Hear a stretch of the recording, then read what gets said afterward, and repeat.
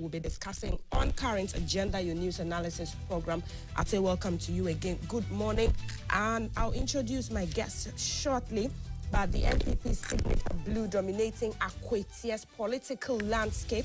The question on everyone's mind is, will the area remain a stronghold for the party, or will the NDC pull off an upset? Now, what are the latest polls and projections from Global Info Analytics indicating? We'll take a closer look. And also, Ghana's electoral spotlight shines on the Akwetia constituency as voters head to the polls on September 2, 2025 for the crucial by-election. The contest is sparked by the passing of the MPP MP Ernest Kumi pits against the NDC, the MPP in a closely watched showdown. But a key question remains: can the police ensure a peaceful vote and avoid a repeat of Ablekuma North's chaos? Is what we are asking this morning. Meanwhile, the MPP's future leadership takes center stage as 5 candidates throw their hats into the ring for the party's 2028 flag bearership contest. And beyond politics, should Ghana's lands be vested in the state?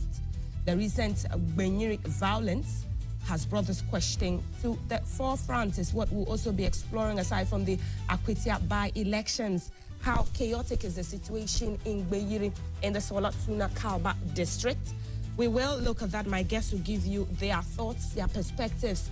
We'll also look at education. The 2025 BEC results have sparked concern with poor performance and rising exam malpractices. What's behind this trend and how can it be reversed is what my guests will be exploring this morning on Current Agenda. And as I said, I entreat you to follow us live everywhere across social media. Let us hear from you. Let us know your thoughts and your comments on these big issues that shape national discussions. But let me let you know that Bank of Africa understands that we all need some financial quick fix every now and then. Whether it's school fees, replacing that old refrigerator, or fixing the car engine to get back on the road, our quick fix loan package was made with you in mind. Seize the opportunity and let you, through the times, make way for that soft life that you've been dreaming about. So visit any Bank of Africa branch near you today and enjoy unbeatably low interest rates, flexible terms, and straightforward application process. Call the Bank of Africa on 0302-429-333, alternatively 0302-249-690, or you can chat Fafa at www.boaghana.com for more information. Remember, terms and conditions apply. Bank of Africa, as strong as a group.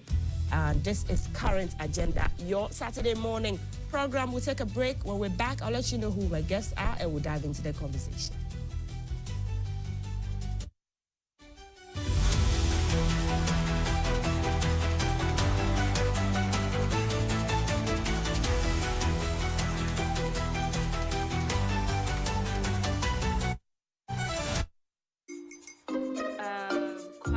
Uncle are almost here. Wait a minute. This one too, your friend Kwame. Wait, Kwame.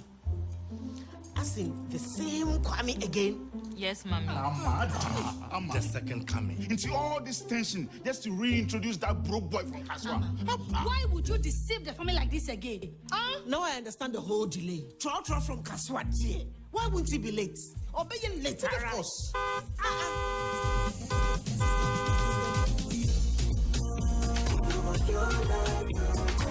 Everyone to hush, everyone to hush.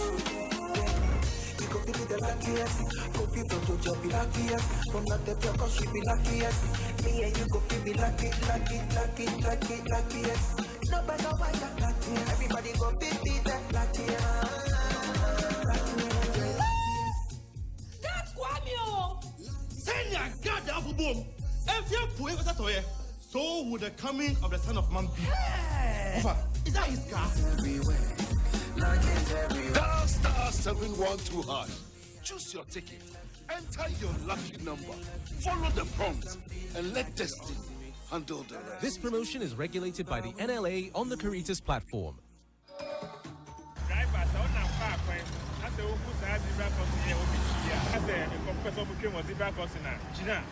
Also, making sure the car in the age and sign with you. Liam Gumsum Yellow Ben Shadan Pierna Kamale. karmal bukata nimmina zamanu tambo zanjanda tiliyabin simple na wanda so. Ɗaya daga cikin muhimman rawa na a zo a gani da Hausawa suka taka a cikin wannan ƙasa shine kafa zangonnai da suka zama gimshiki na cibiyoyin kasuwanci da fatauci.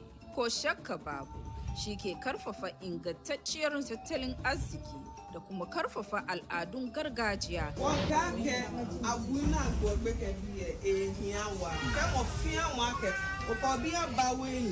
Ni awele ka bu ya wuni sana gbu abagule ka vitamin A wuni sana hagbike sani ahale Jujogberudo kokodi yakatoi enyai be angau hana mona chishipo iga chidodo vania watan atrangau azunububuwe sukuru no yako buke adwunu no ma na vi sukuru no bara o ke mu de bi ma do wane ba wa ya okay agreken more ngokwa ne bonu jiman.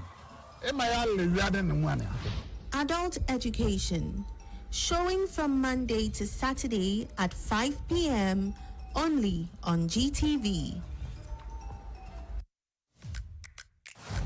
Meet Kwame. He's not just any Kwame. He's Kwame the TV license legend.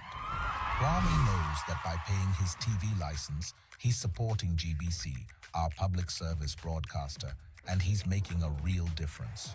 Kwame's contribution helps bring our communities closer together. Because of Kwame and others like him, we will all have access to amazing TV programs, educational content, plus broadcasting infrastructures are maintained and our culture is beautifully promoted. So GBC is asking all to respond to this civic obligation and pay your TV license fee. For individuals, it's 3 CDs per month or 36 CDs per year. If you have multiple sets, meaning 2 or more in your household, it's 60 CDs per year. For commercial institutions, it's your number of TV sets by 36 CDs per year, and you pay the invoiced amount directly to GBC. So let's all take a moment to appreciate Kwame, the TV license legend. Wherever you are, just dial *447 *333# and follow the prompt. It's your civic duty, so pay your TV license today. GBC, the authentic and trusted voice of Ghana. In a world where clean water and effective waste management are crucial, where well-designed roads and drainage systems are vital, and in a nation where innovation and technological progress are advancing, then the question will be, where is Ghana positioned in her urban development? What efforts are stakeholders making to ensure that our urban cities are livable? Join me and the professionals as we delve into the root causes and examine practical solutions, raise awareness, drive change, and strive for a cleaner and safer environment that can impact our daily lives. Watch Public Concern on GTV this and every Tuesday at 8 p.m. Public Concern, the urban agenda.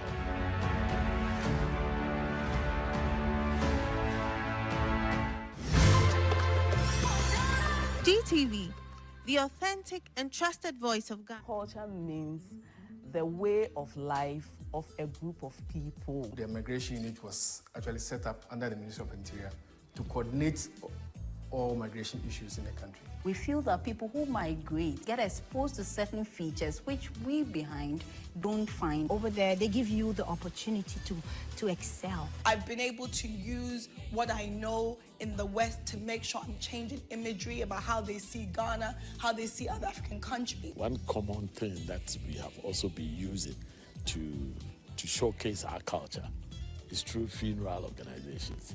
I realize that the funerals are an incredible display of centuries-old traditions. We do not know our history.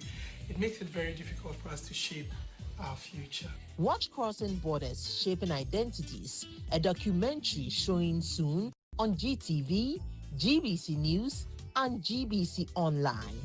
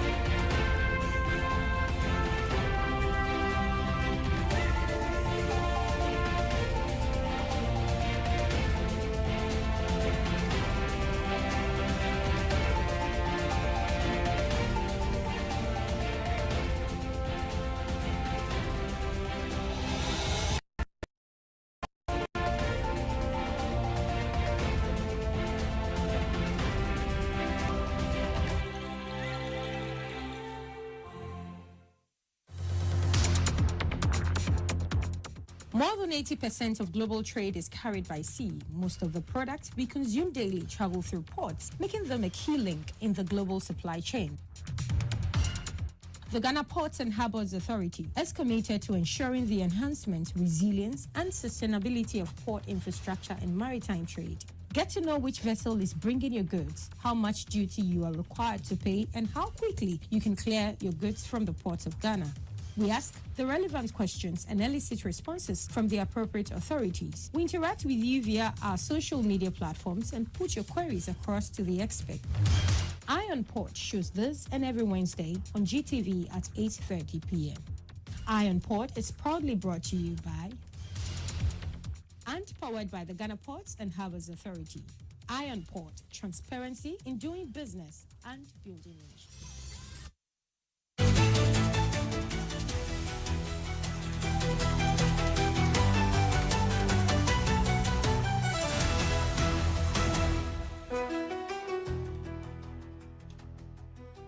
Welcome back. This is Current Agenda, your authoritative news analysis program every Saturday morning on GTV. I am Maltiti Saida Sadek, and this show is live across sport on GTV Ghana, on social media, Ghana Broadcasting Corporation, streaming on our website, gbcghanaonline.com as well. Today, big issues on the table. We're discussing the Akwetia by-election keenly coming on the 2nd of September. Also looking at the 2025 BECE results, the Binyiri conflict, among other big stories this morning. My guests who are at the table currently are Rashid Tanko Computer, his Deputy Director of Elections for the NDC. Mr. Computer, good morning. Welcome back to the table.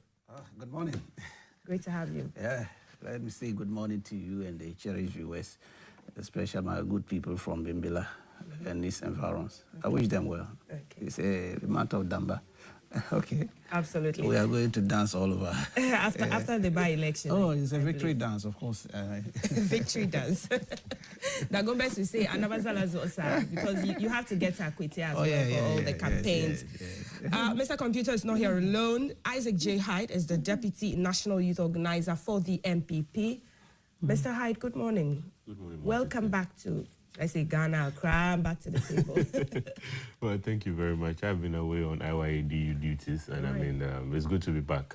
Good morning to your cherry viewers too. I mean, the Ghanaians as well, my people are also celebrating the more festivals across the region, and so there's a lot of festivity going on. Exactly. So we wish every Ghanaian person out there happy.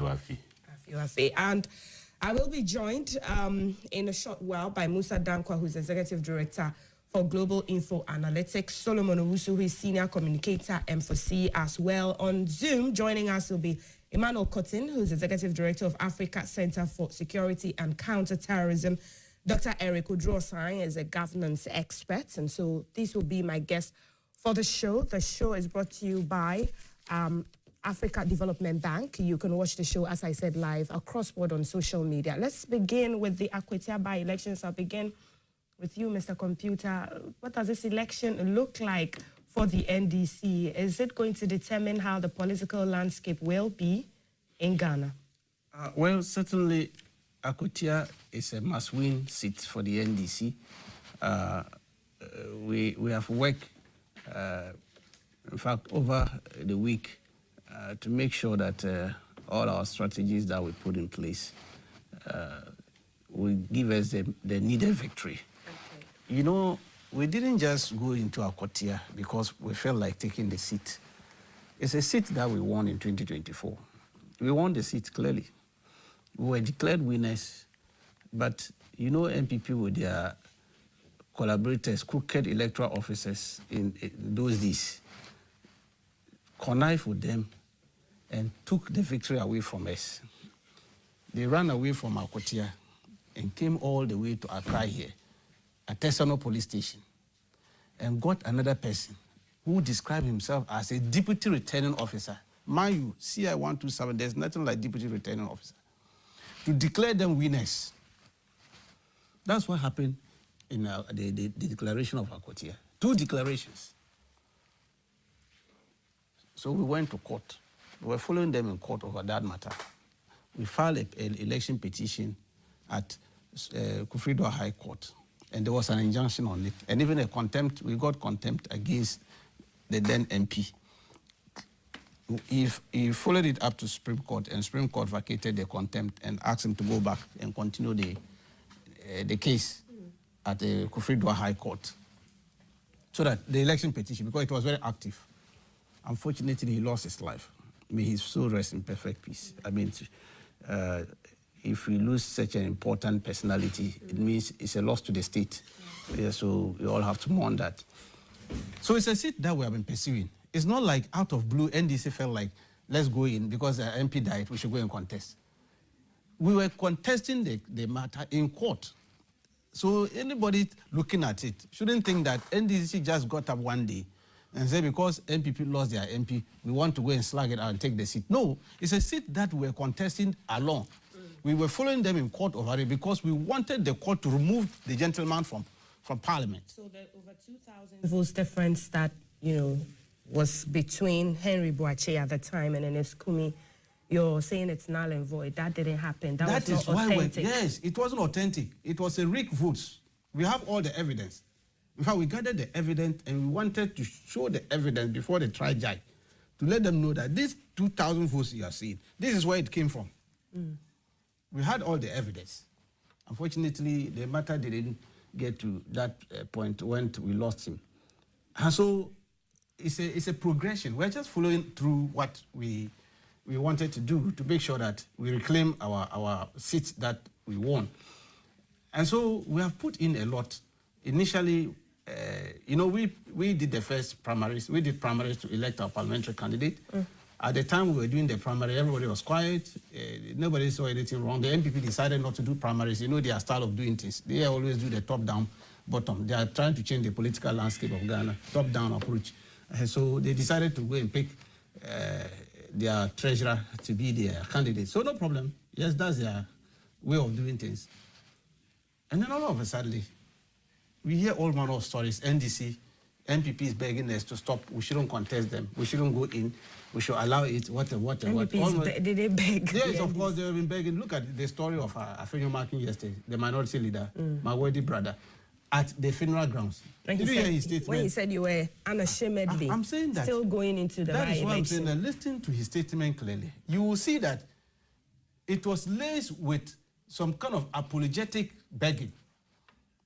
That is what they were trying to do. And is it the first time an MP died and Ghanaians went in for by-election? Is it the first time? Do you want me to count the number of MPs who died and the by-elections we appeared? Severally.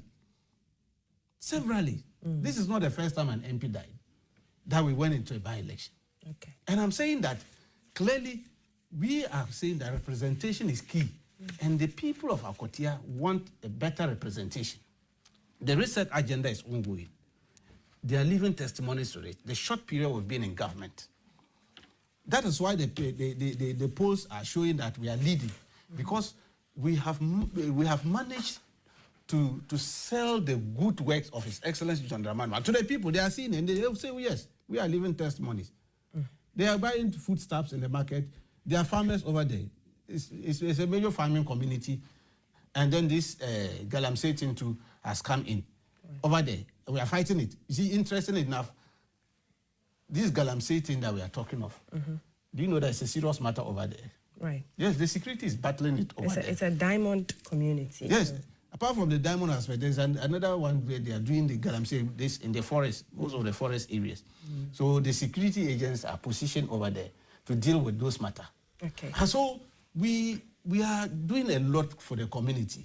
And because in the 8 months that you've been in power, yes. I mean, we have changed their lifestyles. Their lifestyle has changed. Okay. They are seeing better in the 8 months. Speak to the polls that Global Info Analytics. We're expecting Mr. Musa Dankwa here, but the polls that I see say that Solomon Asumedwu is up by 49% votes, and Bernard Baidu is 43.8%. This seems to give the MPP an edge over the NDC. This is the old polls. That was the time we hadn't gone there. We're still mourning our dead. This was still in this month of August. I'm saying that the current one is 53. NDC is leading by 53. This is an old polls you are looking. They know that's one. They are now fighting Musa Dankwa again. Because what they did this one, that was the time the NDC was busy mourning our dead. We had not even gone to the constituency. They had taken the lead. They had taken and they were all over the place. So these polls gave them this thing, and they were talking about the rating of His Excellency John Dramani Mahama and all that. The latest one, just the day before yesterday, the NDC is leading by 53% in that constituency. We have turned the tide. I've been in the constituency for the past week, and I can tell you the whole place, MPP is finished. That's why they misbehaved yesterday like that. They are frustrated because victory is staring the face of NDC, and massive defeat is staring the face of MPP. They've seen it coming live. Yes. And also, this one, this 53%, in fact, we want to up it. We want by the close of Tuesday, we should be getting 57, because that is our mark. Okay. Their mark is 38% MPP. You know, they got 38 in 2024 election. So this is what we are trying to manage for them. Okay. And we are surely going to get it. Let me bring in Mr. Hyde to weigh in on this. Does it look like Akwatia, said to be an MPP stronghold, is now a swing, constituency because of all the work that the NDC is alluding to have done to change the lives of the people in 8 months? Well, thank you very much once again. I think, first of all, my condolences to the people of Akwatia and our good brother Ernest Kumi, who lost his life amidst all the heckling and attacks from the NDC.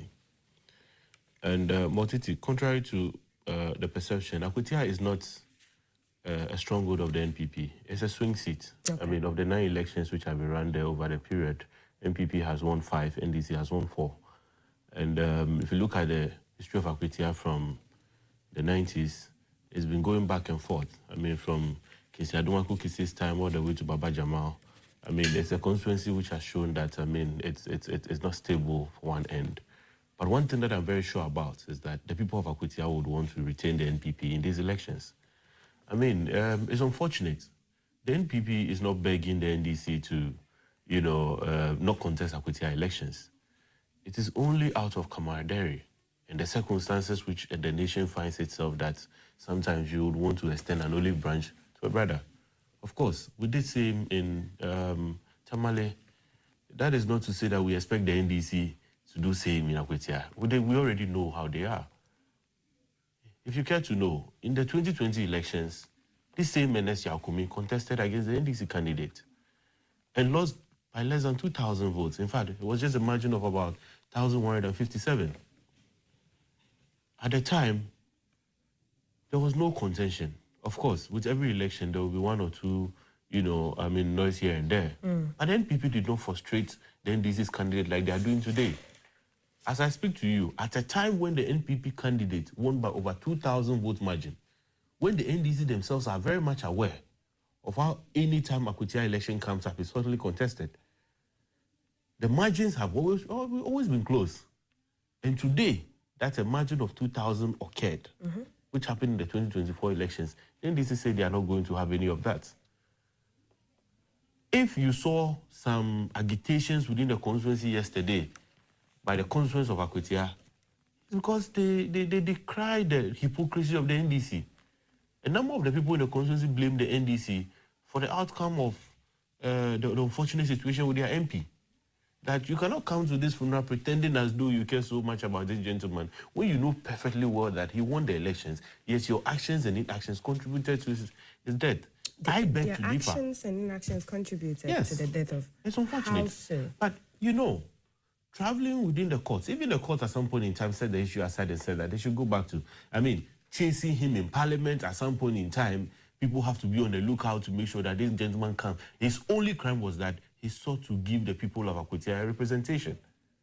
Today, as I speak to you, if you go through the constituencies and the constituency and the various electoral areas of Akwatia, there's a charge among the people that they need to retain the NPP. Okay. For the number of people who have represented the NPP within Akwatia, almost every development within Akwatia, from Wenchi to Domia Bride, all the other electoral areas, the representation of the NPP is what has brought development to Akwatia. Today, our brother here says that as recent as 8 months ago, when the people at the helm of the Electoral Commission sort of supposedly rigged the election for the NPP, so much has changed within 8 months. It is interesting to know, I didn't know that the change of government actually comes with a change of leadership of the EC. And you see, sometimes when the NDC is taking certain actions, they may not say it directly. But you see, you read between the lines and you see the clear character of the NDC. For us, it is not politics as usual. At some point in time, a nation must sit down to reflect on what the future holds for itself. This country, within this short time, has seen so much.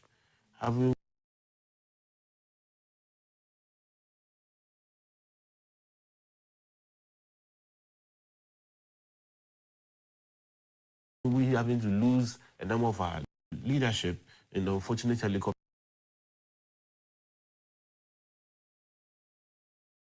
accident. And then, of course, at the back of this recent issues of the death of our young MP, we thought it wise that, you know what, it is not always going to be contentious.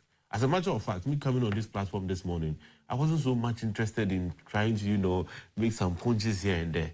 For once, we should come as a collective. If we go to Akwatia, I'm only expecting that, looking at the tension and the past, you know, issues that are characters at Akwatia, we should even be circumspect in our choice of words. As a matter of fact, this is just an election. By close of Tuesday, we should be done with this process. Let us see to it that with some calm language and some reflection, we all sort of mobilize our people to go and vote in peace. Okay. Whoever emerges, which I believe that the NPP will be the victor by the close of Tuesday, we shall definitely have Akwatia having a representation in Parliament. And what is backing you to have this firm belief? Talk to us about jobs, opportunities that you, because you have had the opportunity to have been there for 8 years as government.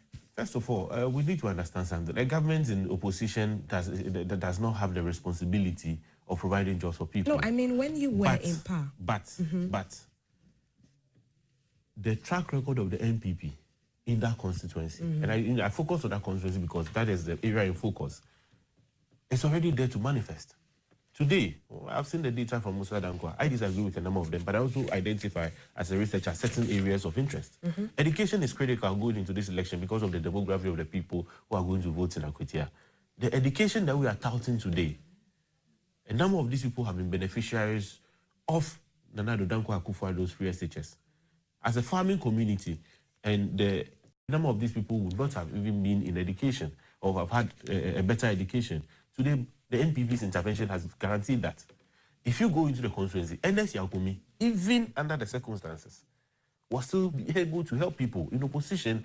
I mean, when I say in opposition, even when the NDC posed the 2020 elections, which he lost, he was still able to make sure that the number of people have gotten scholarships to study outside. The security services has been very instrumental in making sure that all the electoral areas had reflections within his contributions to the constituency. Okay. So for us, it's development. With the NPP, the number of roads which have been done there, the market centers which have been done there. In fact, if you go to the main Akwatia township, you know about the central lorry station, which the NPP collectively has contributed to. So for us, it is development. However, this is a time where we are calling on the people of Akwatia to identify with the political party that has been loyal to them, not the one that is showing up because they see another election and they have come to contest. Okay. Yesterday, the NDC went to solidarize with the community in the Eastern region for, you know, the memorial of the late MP, and there were some tensions. They were hooted at. Some of the members of the community tried to prevent the chairman of the NDC, Johnson Isiedu Nketia, from leading the candidates and the entourage into the grounds of the funeral to also solidarize. I mean, the security were able to help them finally get into the grounds. We saw them exchanging pleasantries with the former president, President Akufo-Addo, and the former vice president, Dr. Bawumia, and some other MPP bigwigs who were therein gathered. But unfortunately, these skirmishes we saw trying to mar a memorial that was held in honor of the late MP, which was quite unfortunate. Mr. Computer, I'll give you a word on this. The energy between the parties. There are 3 candidates going into this, the NDC, the MPP, LPG, but the seeming tensious energy between the MPP and the NDC in the neck of this election. 5,000 police officers deployed to the grounds and all of that. And still. You see, the language of my brother is not epitomized by what is going on in Akwatia by the MPP. You see, that's why I'm saying the NPP, they must be watched closely. They must be watched closely. I was with their leadership at a meeting held by the IGP, the National Election Security Task Force.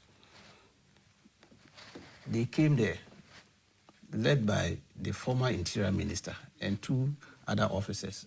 They are national organizer, and then the COP or DCOP Ofori, the former police officer. He's now with them. We had these whole discussions about the deployment of the police for Akotia. They told us everything. They brought their concerns. Everybody addressed his concerns, and then they will look at it critically. How we are going to combat the place and make sure that there's peace at the place. And we'll go about our business without anything. They are deployed about 5,000, and they've mounted a lot of roadblocks and checks all over the place. But you see, NPP, they are chameleons. They are chameleons. The NPP told the police at the meeting that they don't trust them. They told them. At that meeting where your preferences were supposed to be. They said they don't trust the police.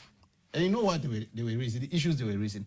Ablekumanov, the one polling station about how Akumsen and all that. But it happened. Okay, I'm coming. You see, when they are speaking, I say, just watch them. You know what happened at the Ablekumanov? We all knew what happened at the Ablekumanov, at that one polling station. Right. It takes 2 to tango. Do you know that pepper spray is described as a dangerous weapon? Weapons that are not at polling stations during election. Pepper spray is one of them. Somebody in the morning prepared herself, dressed well, took her handbag, and put pepper spray inside the bag. What was her intention? Going to election. What was premeditated? Pepper spray can be used for self-defense as well. Is that what you are saying? In Ghana, we should all go about handling weapon because we say self-defense. What kind of abyss are we going to fall into? You are going to election, 19 polling station. You are not even accredited to go to that polling station. She came there without accreditation. She didn't have any badge to show that she's accredited. In any case, their general secretary announced to the whole world that they were not contesting that election. Is that not true? Everybody heard them.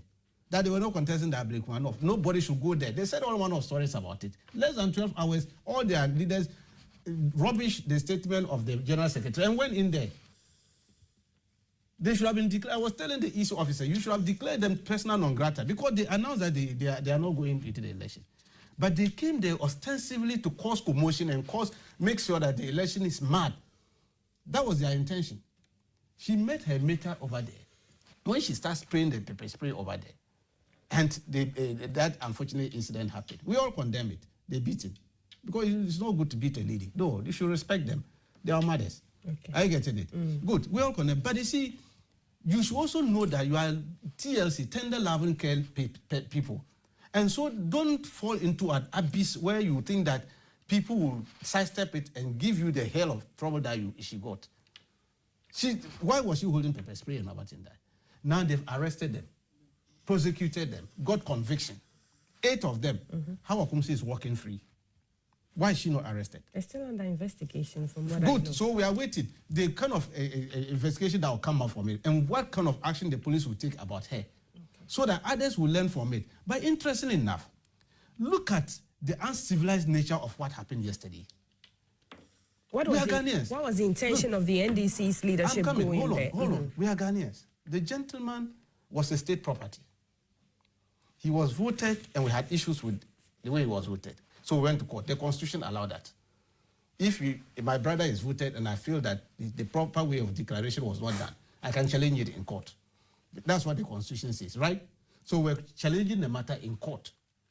That doesn't mean that we dislike the man or we hated him. That's not the case. We lost 5 of our gallant men in an aircraft crash, plus 3 soldiers. It was a national tragedy. The NPP came there, their leaders came there. We started mourning them with their leaders. When we had a night of vigil and all that, they came in the night. They were with us at the State House. Nobody raised a finger against any of them. People were grieving. Nobody. We accommodated all of them. We allowed them, we opened out the places for them to the final day, the Friday national burial that we did. All of them came there. I'm sure my brother, if he was around, he would have visited the place because all of their leaders, we met there. We had a nice mourning for and gave them defeating burial. But how does that make the people who were agitating That is what I'm saying. Why is it that been civilians, Ghanaians, normal Ghanaians who were grieving? My dear, this is a national mourning because that is an MP. He was not removed from Parliament. Don't forget, the court had not removed him from Parliament, so he was still a member of Parliament. Right. So it's a state property. This is a state funeral. Our leaders went there with our candidate to mourn with them. Then you attack them. Who are these people? Look at them. Have they been identified to be members of the NPP? Can't you see that? The thing is even beaming live on your cameras. You are still asking are they to be identified. Look at them there. Look at them fly MPP colors and saying all manner of stories. Okay. Now today, if they go and pick them, we have issued a statement. In fact, we have issued a statement asking that those people should be identified and arrested and dealt with. They were attacking our candidate and attacking our national chairman. Unheard of. Doing this, if the police zoom in and pick her, look at her. They said another lady. And they see when somebody had issued a heavy blow on her face, then everybody will be here saying that we should condemn it. I'm here to see a statement from your group, MPP, condemning the action of what happened. Let me let Isaac. Because this is clearly uncivilized in our Ghanaian culture self. We don't allow this. Okay. Because when we are mourning the dead, we put aside all our differences, mourn the dead. That's how they laugh. We laugh each other, like each other. When it comes to funeral, we put aside our differences, go mourn the people who have lost their life. And after that, we come back to our troubles and then continue our troubles again. Okay. But you don't do this at the funeral. Isaac, and they said the one piece. Was it premeditated? Did you plan to make the funeral grounds hostile for the NDC's leadership when they came to commiserate with the family and the community? As Mr. Tanko has said, he was a member of Parliament and he belongs to the state. Well, I should say once again that for the people of Akwatia, has been a matter of distrust for the NDC. Much as I don't associate myself to the happenings of that, but I can also understand the feeling of the people of Akwatia. That this is a young man who went into an election with you, the same NDC people, and lost by 1,157. He handsomely, he bowed out without any contention. Then today he wins an election by 2,000 votes. In a constituency where you people know very well that it is highly contested at any elections, it is very marginal in previous elections in terms of outcomes. And today, with a margin of 2,000 people, you guys are refusing to accept. And so for the people of Akwatia, they blame the NDC for the loss of their MP. The people are only venting and expressing what they are going through in their feelings about the NDC. Much as perhaps, if you leave it to me, I would have used a different medium. I think that they have a right to express how they feel. Then again, my big brother here also makes reference to the fact that at the Election Security Task Force meeting, the NPP came to exercise some reservations about the police service. But where else could the NPP have gone to say there are issues with the police service? That is the platform. If processes are functions of outcomes, then at the end of the day, where else could the NPP have gone to say they are distrust with the police service? And the NPP has grounds for the position that they have taken. Today, I'm surprised that my brother is still justifying the actions of Ablekuma North. They've just gone behind some sham processes to go and put some 8 people up and then place some 6,000 cities of, courts, sanctions on them. Which people say is Hawa Kumsin is not the only person that was attacked at Ablekuma North. My colleague, Chris Lloyd, we all saw on TV how hoodlums of the NDC sitting in trucks of the national security and other unidentified vehicles went straight to that particular police station, went straight to go and end up punching and hurting the young man. He's not the only person.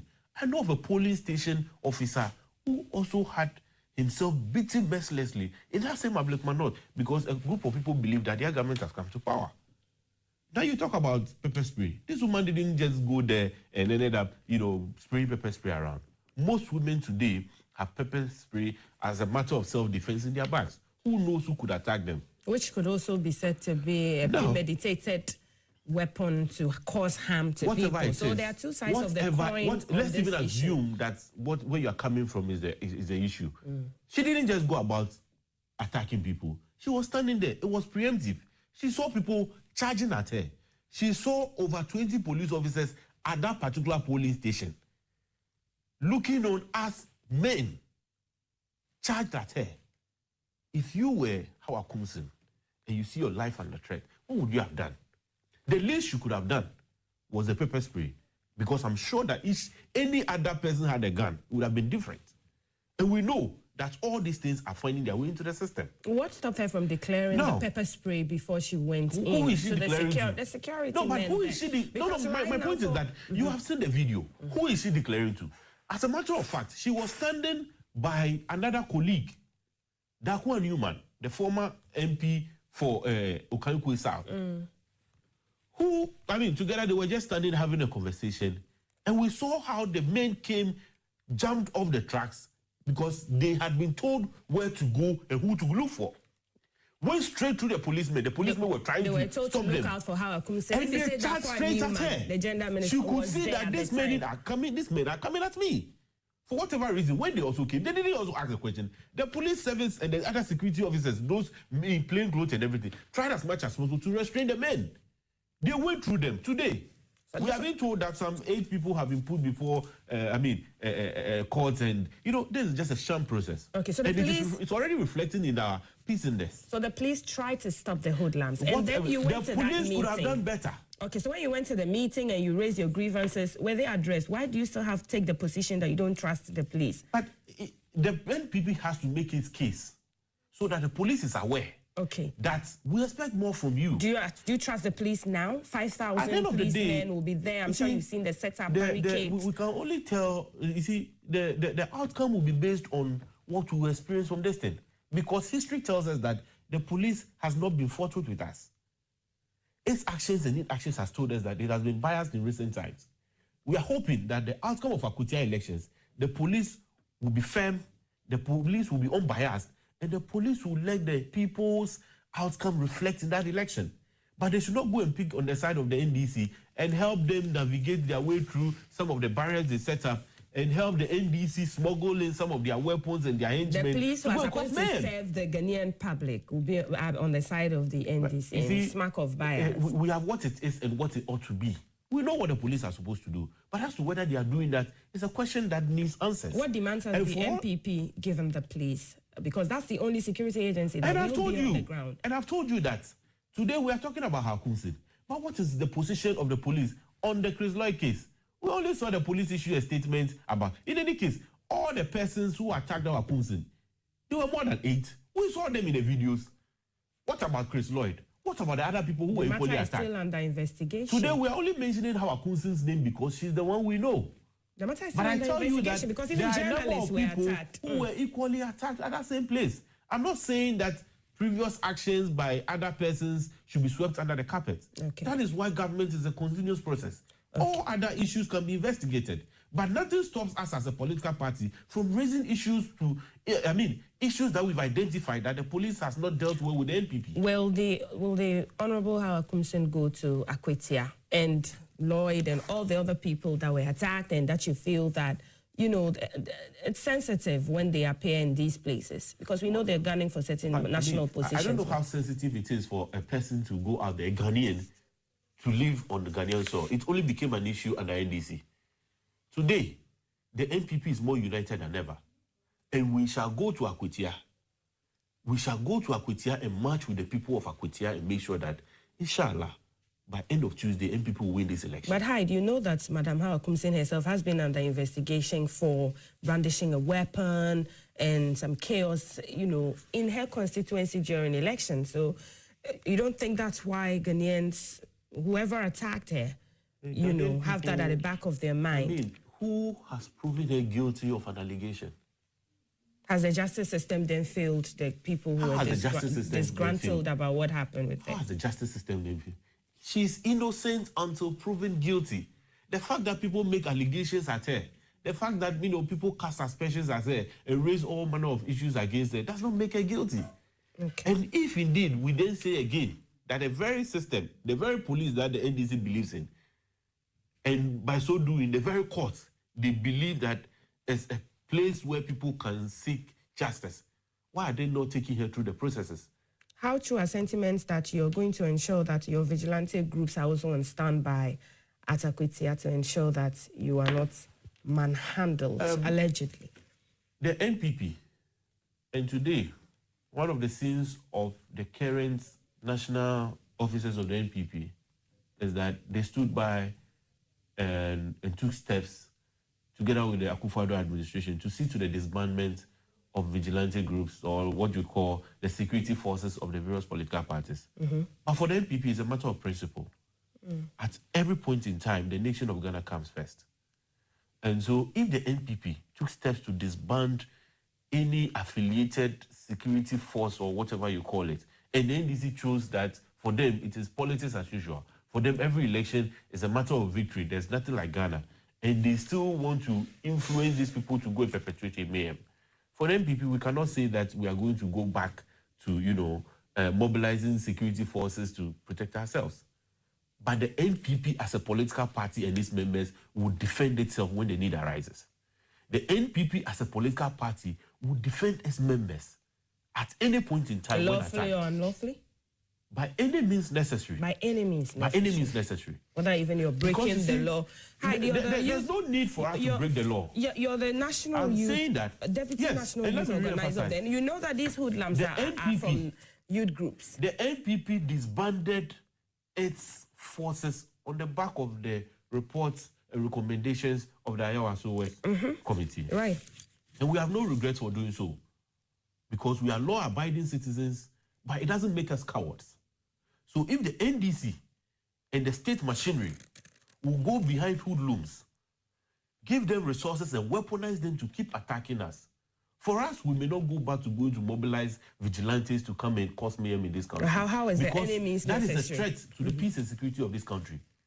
But as human beings and as individuals, at any point in time, when the NPP is attacked, moving forward, especially when the security services have shown that time and again, they are not ready to defend our people, we shall defend ourselves.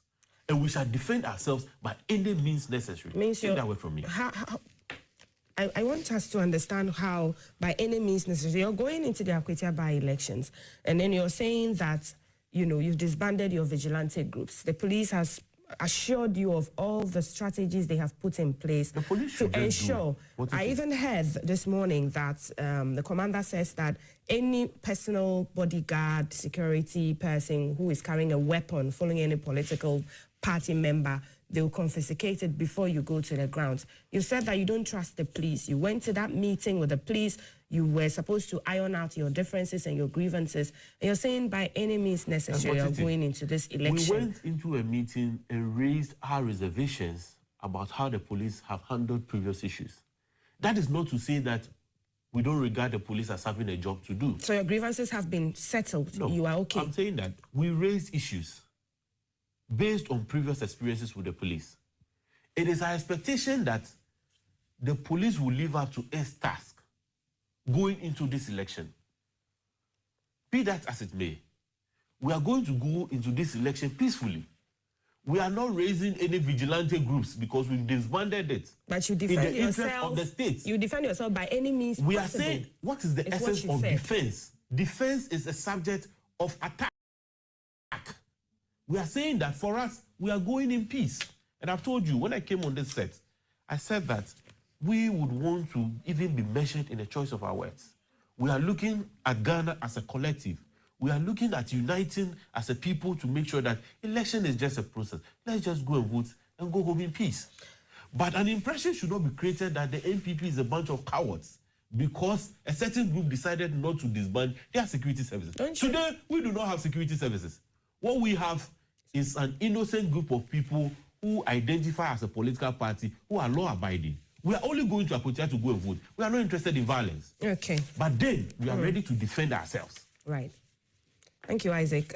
I'll give you, Ms. Tanko, a word, but I want us to go on Zoom and speak to Emmanuel Cotton, who is Executive Director, Africa Center for Security and Counter-Terrorism. I did say earlier in the show that he's joining us via Zoom. Dr. Eric Odrosai, governance expert, will be joining us on Zoom, but we have Cotton on Zoom now. Hello, Mr. Cotton. Good morning, and thank you for joining us on Current Agenda. Good morning, and thank you for having me. And very good morning to your production team. Right. And to my good friend Jay of the NPP and my good brother Alaji Tanko. Okay. Do you get the sense that the political parties, the sentiments fly high? Now the NPP is saying they don't trust the Ghana Police Service on the back of what happened in that rerun in Ablekuma. They'll defend themselves with any means possible or through any means. Does it seem that it's inciting the Ghanaian people to mistrust the only security agency that will be on the grounds on September 2 to ensure that this election goes smoothly to its logical conclusion? Well, as security watchers, this is what we have always preached in the past. But as always, we pretend these things don't happen. But there's a saying in our Ghanaian parlance that if your mother dies and you say she's not dead, when she starts rotting, the stench will expose you. Indeed, the NPP just came out of government only barely 8 months ago. So if they're saying they are not trusting the police, it confirms most of the things we have said in the past. And when the NPP was in government, the NDC never trusted the police. And listening to my two colleagues, you see that there's still tension between the two political parties. And that goes to the fall of how we are polarized as a country on political lines. Whether bad or good, we have to defend our party at all costs.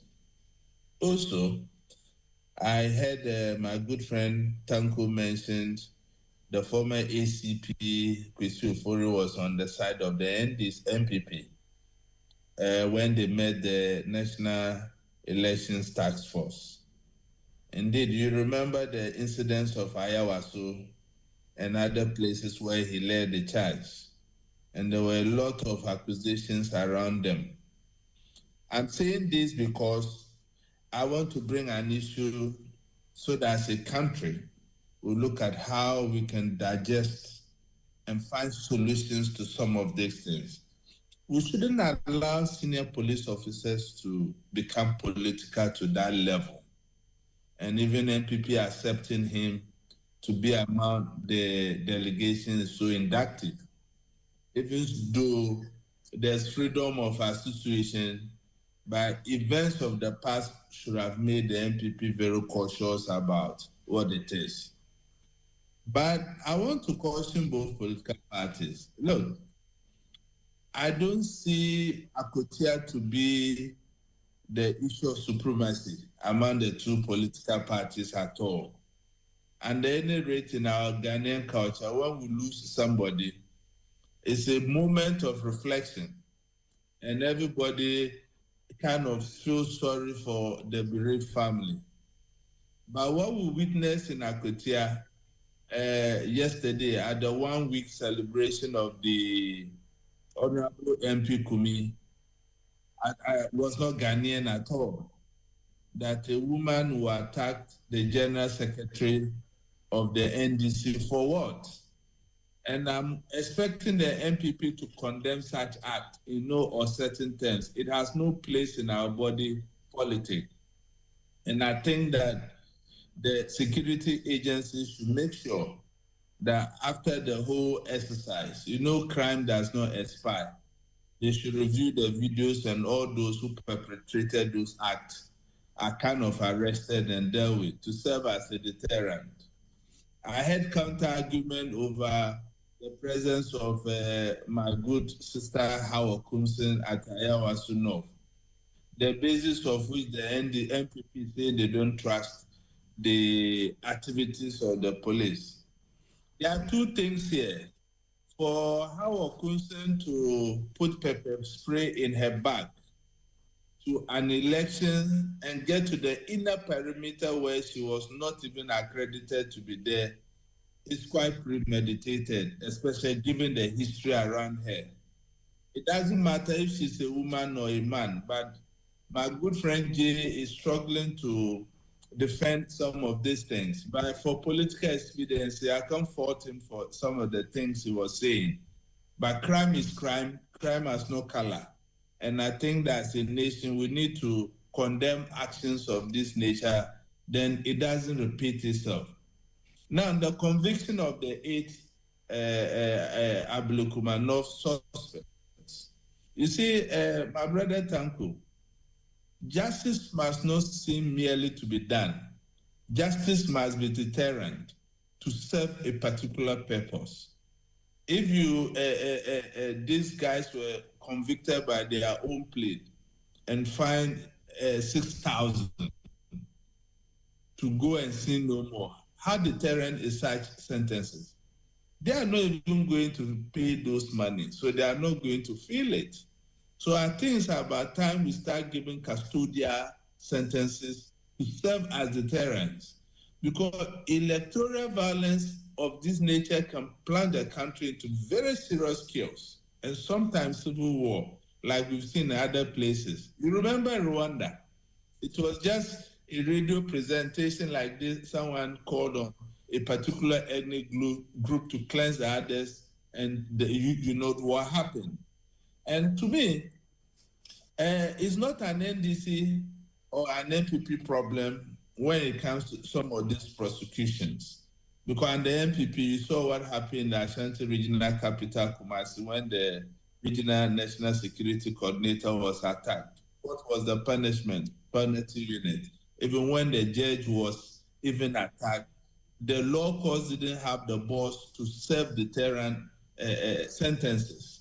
So we can't continue this way as a country. We have to do everything possible to safeguard the peace and sanity of our democracy. To the police, I think that so far, the arrangements they have put in Akotia, some of us are revising our notes, because the Inspector General of Police has proven he's a listening person, a listening leader, and as an intelligent-led and operational person as it is, he has taken some of the commentary some of us have made into consideration. I'm not sure the number of policemen in Akotia will even be up to 3,000 or 2,000. What they have rather done, per the review I saw, was to put systems in place, like we have always called. So if you go to Akotia today, there are a lot of roadblocks for screening, and I think plans are underway to get some layers of security leading to the inner parameters of the voting centers. And they have also adopted technology. If you look at the setup in Akotia, they have kind of put the entire map of Akotia by way of technology, and you can view it remotely and see any activity that is going on within the enclave. And that is the way to go. It's better to preempt than waiting for situations to happen. And then, my only disappointment is when the police met the political parties. I mean, the National Election Task Force met the political parties. I think one of the political parties did not agree to the arrangement that 24 hours or 48 hours to the election, if you are not a voter, you should be out of Akotia. And I agree, some of these things you can impose on the political parties. But we feel that should have been enough grounds to stop the political vigilante grouping from going there. My brother Jay spoke about the political vigilante groups. Yes, I think on the part of MPP, they have been committed to that charge. If you observe what happened at Ablekuma, it was Basatele and his group that went there with the motorbikes and started making noise, and the MPP also started calling on their blue armies to come. We don't want that kind of situation in Akotia. We don't want any motor riders or whatever in the name of youth activism in Akotia. It's just a simple by-election. And to me, it is the moment of truth for the two political parties. It's not as a particular political party. It has really. So they just need to calm down, allow the good people of Akotia to determine who becomes their MP. Okay. Thank you. Because politically, it's not going to have any effect on the number in parliament at all, because the NDC has their absolute majority already. And the issue of morality, when it comes to morality in politics is not about morality at all. And for the fact that MPP is not contesting the Tamale Central by-election doesn't mean that NDC cannot contest the Akotia at all. And yesterday, I also observed something, and my brother Musa Tanko raised it. And Neskumi is a state property. He was a 7th MP. The only point of departure here is our tradition that the dead belongs to the family. If this funeral was organized by the arrangement between the family and the state, which would have been the ideal situation, I don't think what we witnessed would have been seeing it. But what did we see? We politicize it. And I want to thank the MPP, NDC for showing leadership by attending the funeral. If they hadn't gone, it would have been a different political message. Now they are there, they were attacked. And I think that it's a dent on our democracy, and NPP, as a matter of agencies, might issue a statement distancing itself from some of these things. It doesn't speak well of our democracy. What confidence do you think the security agencies led by the IGP can instill? I mean, we're just days away from that September 2 by-election. Can instill in the MPP, which seems to be taking the position that they are preparing regardless and they don't trust the police because of what has happened in previous places, and the NDC as well. What can they do as the other opposition in this battle, or in this election, I should say, to stem the tide of the tension that's going on between the two political parties, and let the MPP have confidence that they are not going to be there to foment trouble because of the comments that Hyde made on the government of the day, feeling that they are in power, so they have the arm to use people to come shake up the election grounds on D-Day. The police has been assuring the general public, who will be the ones to go and line up to vote, not to be scared to come out. I mean, how did we get here as a people?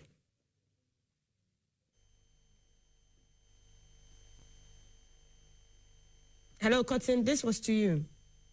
Police are on top of them. To depend on the stakeholders, and that's the MPP and the NDC. That's why it's troubling when MPP is saying that they don't trust the police. And I heard my brother alluding to the fact that if in the worst case scenario, they'll take every possible means to defend themselves. We are not going to war. We are going to an election.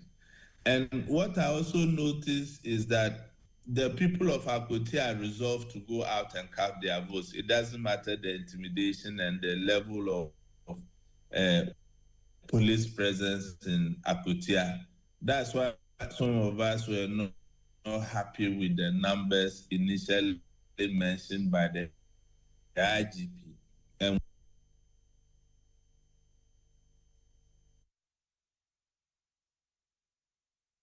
so, network chemistries here and there. We'll get back to Mr. Emmanuel Cotting, who is on Zoom, and he was espousing the thoughts on security situations and how the major political parties can instill confidence in each other and the general public, the voters, the electorates that will be going there to vote on September 2nd. Let me come back to you, Mr. Tanko. You see, my dear, MPP, you left power just some 8 months ago. They ruled this country for 8 years. Is that not true? Good. He's talking of vigilante. That's why we are where we are. Under their regime, we have what we call a state-sponsored tax.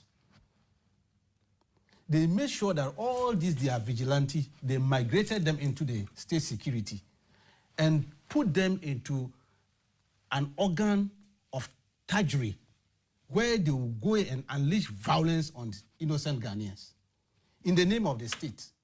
Ayawasu West Wogo. It wasn't their vigilante who went and caused that. It was the state. The state-sponsored taggery that led to the beating of our MP, Honorable Sam George, was slapped over there by this state-sponsored tax. There are Zugu marks. Those are Zugu guys.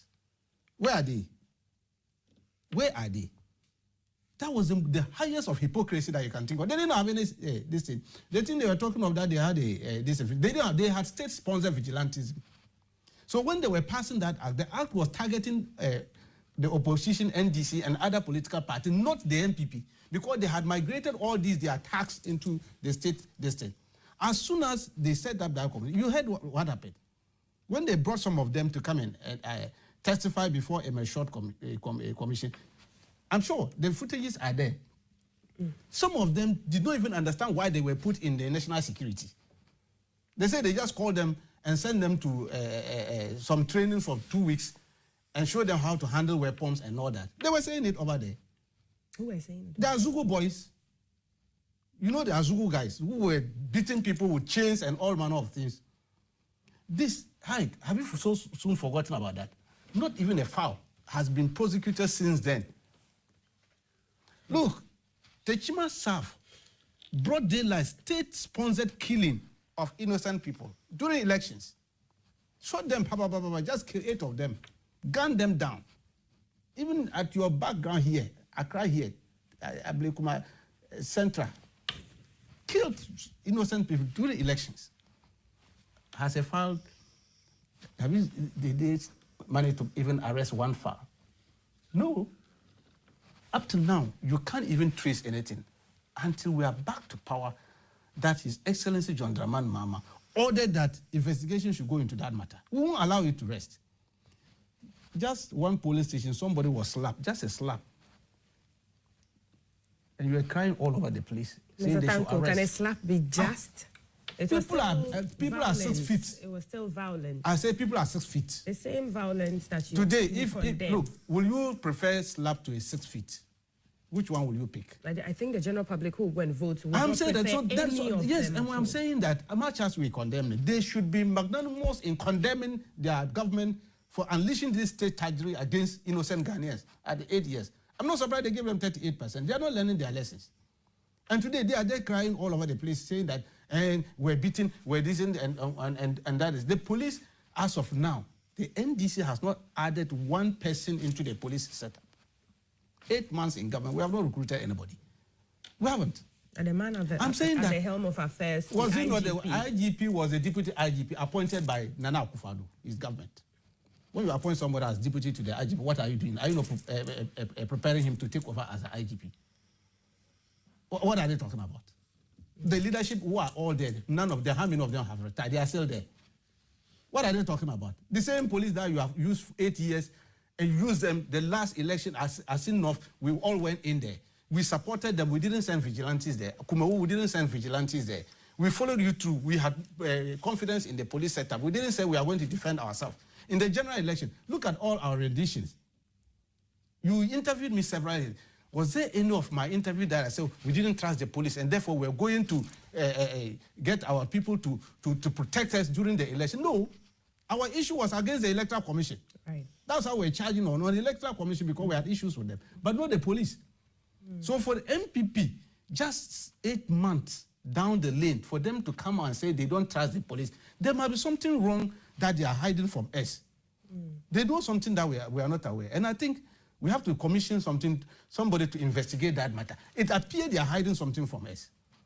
They are no more in power, so they don't have the luxury of state power. And so they're thinking that something they were doing when they were in power, they cannot do it now. So they must go back to their old tricks.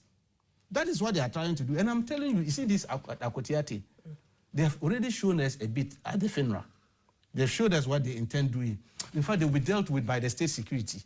The IGP, I'm happy he was there and saw those people. These people are yet to be, investigated and identified as people sent by the MPP to disrupt that the NDC. They were there. They were holding MPP flags and chanting MPP songs, insulting and trying to beat up our candidate and our national chairman. Thank God they didn't touch our national chairman. It would have been different, They were lucky some of us were not around that place. You take the law into No, not take our law. It takes two to tango. You raise hand against my national chairman, who raise hand who against is going to be you being who? I'm saying that look, two to tango. So it takes two to tango. The attacker and then the attacker, police. yes. Who is supposed to protect you, lives and property? It's a funeral ground. Did you see police there? Did you see police wearing their distance and holding arms? So there should have been provision for police to be at the funeral, knowing how contentious that ground is. We took it that this is funeral by our culture. Mr. Tanko, let me tell you, by our culture. From what you have seen with the elections, Mr. Tanko, you're the Deputy Director of Elections in Ghana, and how volatile the scene has been for what? How many years now in the lead up to the 2024 elections, and then now, you still went in there believing that people who were, disgruntled, mourning, crying for the loss of an MP who had been in court back to back, being pursued by the NDC for what you said was, results that were declared not in favor of your candidate or wrongfully declared and all of that. You didn't expect emotions to go high, and so you didn't make provision for the state security to follow the national executives of your party to the ground. Let me tell you. When the news broke that the plane crashed, my boss was part of it. Do you know what went through us? Do you know what we were also all thinking as Ghanaians and the good people of NDC? My boss led the charge for us to defeat MPP and gave them this massive defeat they've never seen in their life since 1992. We decimated them, and he led the charge. So should we also go to this thing and be thinking of some ill motives of certain things? Were we not grieving to lose such a gem in the election? We accommodated all manner of this thing. Look, all manner of stories that were flying, people were flying stories all over. As leadership, we didn't take it serious. We dispersed that. No. It's a national tragedy. Let's face it. Yes, Mr. Tanko. Good. That's what I'm saying. Well, listen. If losing such people, so we didn't pay less. Oh, it didn't. We have a by-election in Tamale. Our MP also died in that crash.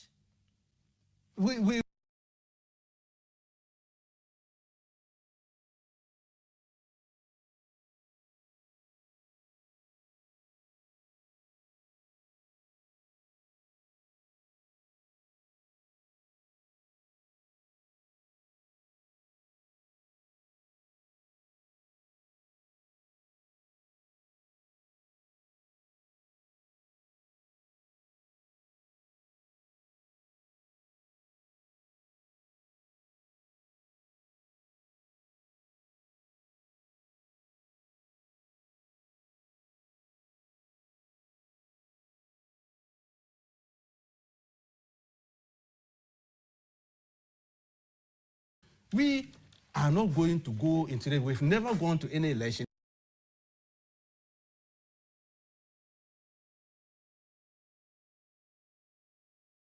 BeFly isn't just another platform. It's a growth engine built for creators by people who get the game. Whether you're trying to hit a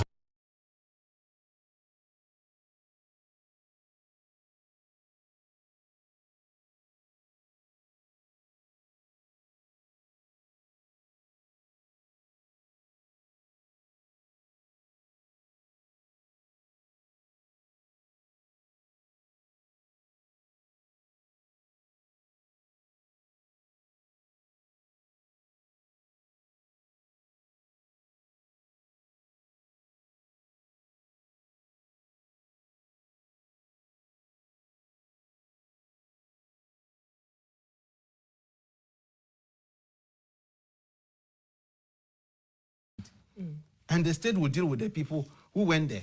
As much as we are concerned, there was no national security vehicle over there. And there's no story whatsoever. Your cameras ran through all these things. This person, nobody has mentioned anywhere that they were using national security vehicles. No. That happened, the by-elections that happened in the MPP's... Yes. And I'm saying that this one, you see, Hyde is not telling you something. I don't know whether you were in the Ablikon. My good sister, Hawa Kumsin, was not accredited. That's one. Illegality. She was not supposed to be there. That's one. Two, she had pepper spray, an illegal weapon, in her bag, coming there. So she has too trouble to herself on that day.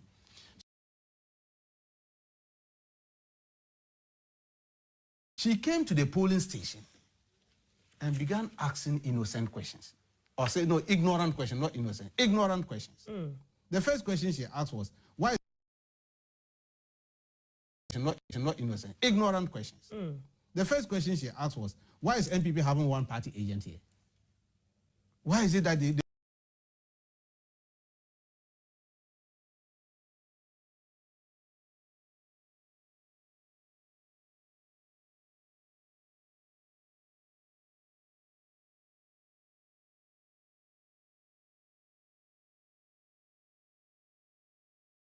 start? She was throwing tantrums over there. That's why I said, it takes two to tango. The people around there also saw that, this woman, what kind of confusion are you trying to create at that polling station? That led to that. So when they started coming towards her, then she pulled out that thing. I know she's a jack of all trades. She's been pulling her guns all over. Police officers. I'm saying that rescue her. What are your grievances? Oh, what are before your they could say about? that is so it. that They because they are election officers. That on is the why ground. I said that when they tried to explain to her, she wouldn't understand. She was still thinking that NPP should have two party agents there. Okay. This ignorant way of doing things. And then when they start to talk, she starts spraying pepper spray. Right. Among your grievances with the police, that is the you problem. Addressing grievances within your party about your members who will be going there without accreditation, carrying weapons that are said to also be premeditated to cause harm to the electorate who are going to vote at the polling center. 119 of them. Let us not allow the NDC to set questions and answer it themselves. I refuse to accept that any lady who carries pepper spray in her bag, she didn't go about spraying pepper spray around. She was carrying it in her bag. But for today, I didn't know how Akumsin went about asking questions as to where other polling agents are. Okay, but granted, and I'm you've not heard sure it. you have even heard that before. And he's Again, saying that. even if she asked those questions, was it the duty of NDC vigilantes to come and answer that question? Mr. Tanko has not said those were NDC vigilantes. Exactly. So if he raises those questions, how then did NDC vigilantes just emerge out of nowhere to come and attack her because she's come to ask questions? Let's even assume that is true. And I maintain your video, your station have kept showing that video a number of times. I have seen the number of police officers, many in uniform. They couldn't even hold any of those people to ransom at that point. They couldn't even stop them. How do we justify this? How do we justify this? As a matter of fact, Akumsin was not the only person that was attacked. Check the video. The gentleman that was going, he was beaten mercilessly by the vigilantes. The other time that I was on your set, I came here with some car numbers. Unfortunately, your station decided that these are they the were not national going security to. cars These are that vehicles. You said, the vehicles These that are carried vehicles. these cars. These are vehicles which brought some of these vigilantes. National security Perhaps vehicles. we would have to verify. My question at the time was that national security is in the best position to answer where those vehicles came from. Absolutely. Whether it came from the state, whether it came from the party, whether it came from individuals. National security is in the best position because they have all the tools and resources to tell us how these vehicles transported these hoodlums to come and attack individuals. Because I have maintained that anybody can break the law, but it is not everybody's responsibility to hold people accountable for breaking the law because there are structures of the state, security services who have a duty to do so, and especially at a place where the security services were present. So my senior brother should stop setting questions and answering it himself. That is not where we are going. Again, he's raised issue about NPP raising questions with the security services. Our listeners and viewers must understand this. NPP hasn't gone about going into this election making noise about the role of the police. NPP hasn't done that.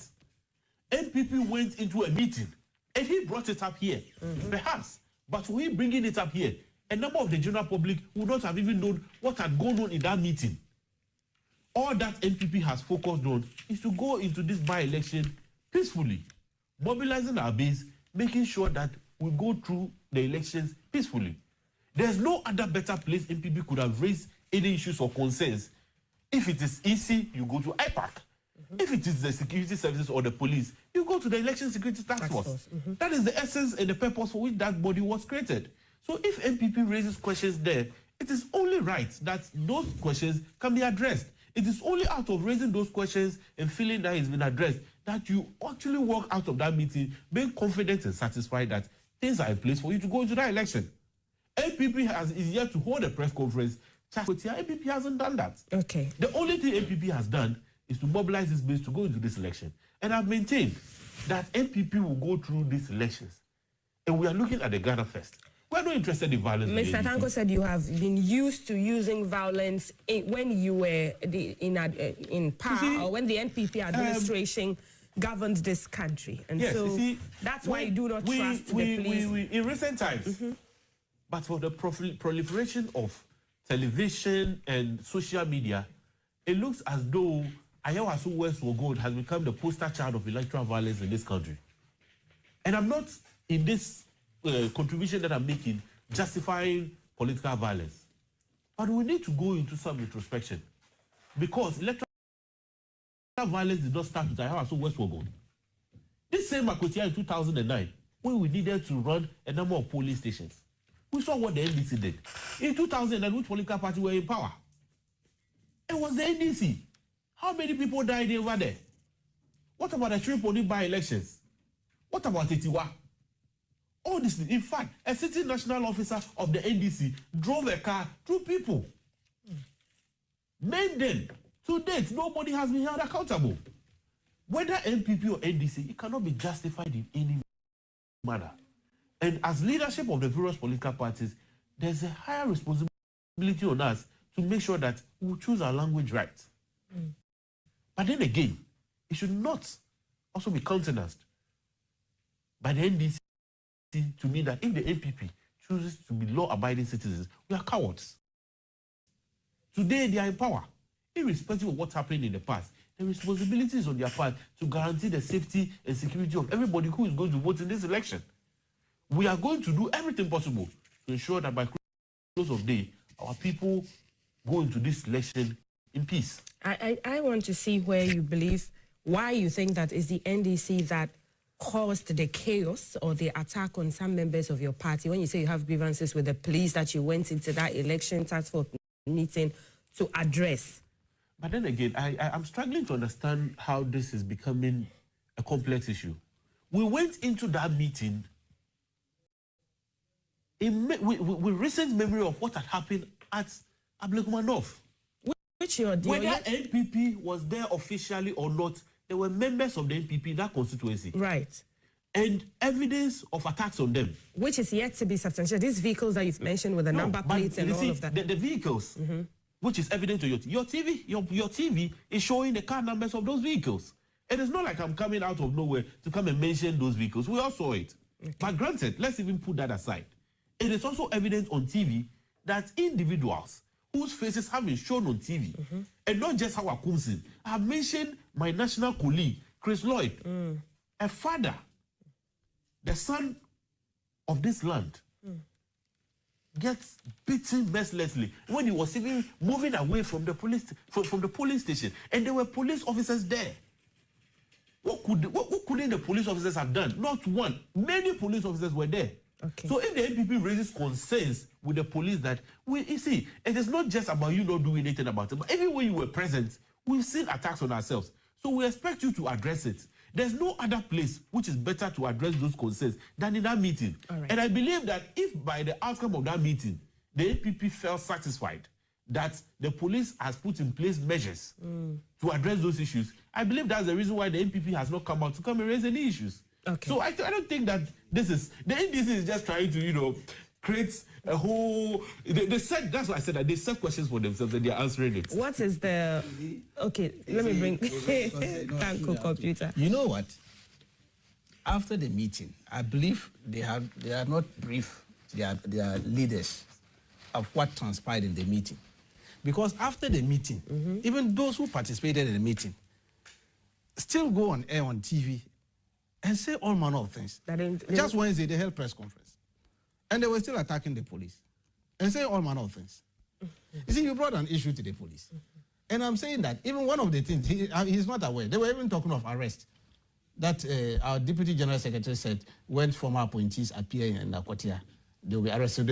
So they wanted the IGP to tell them whether I'm coming. Of course, people will be arrested on Who Tuesday. are under investigation? Yes, Okay. those under investigation. We are looking for them. Some of them are fugitives. And then this and that, yes, of course.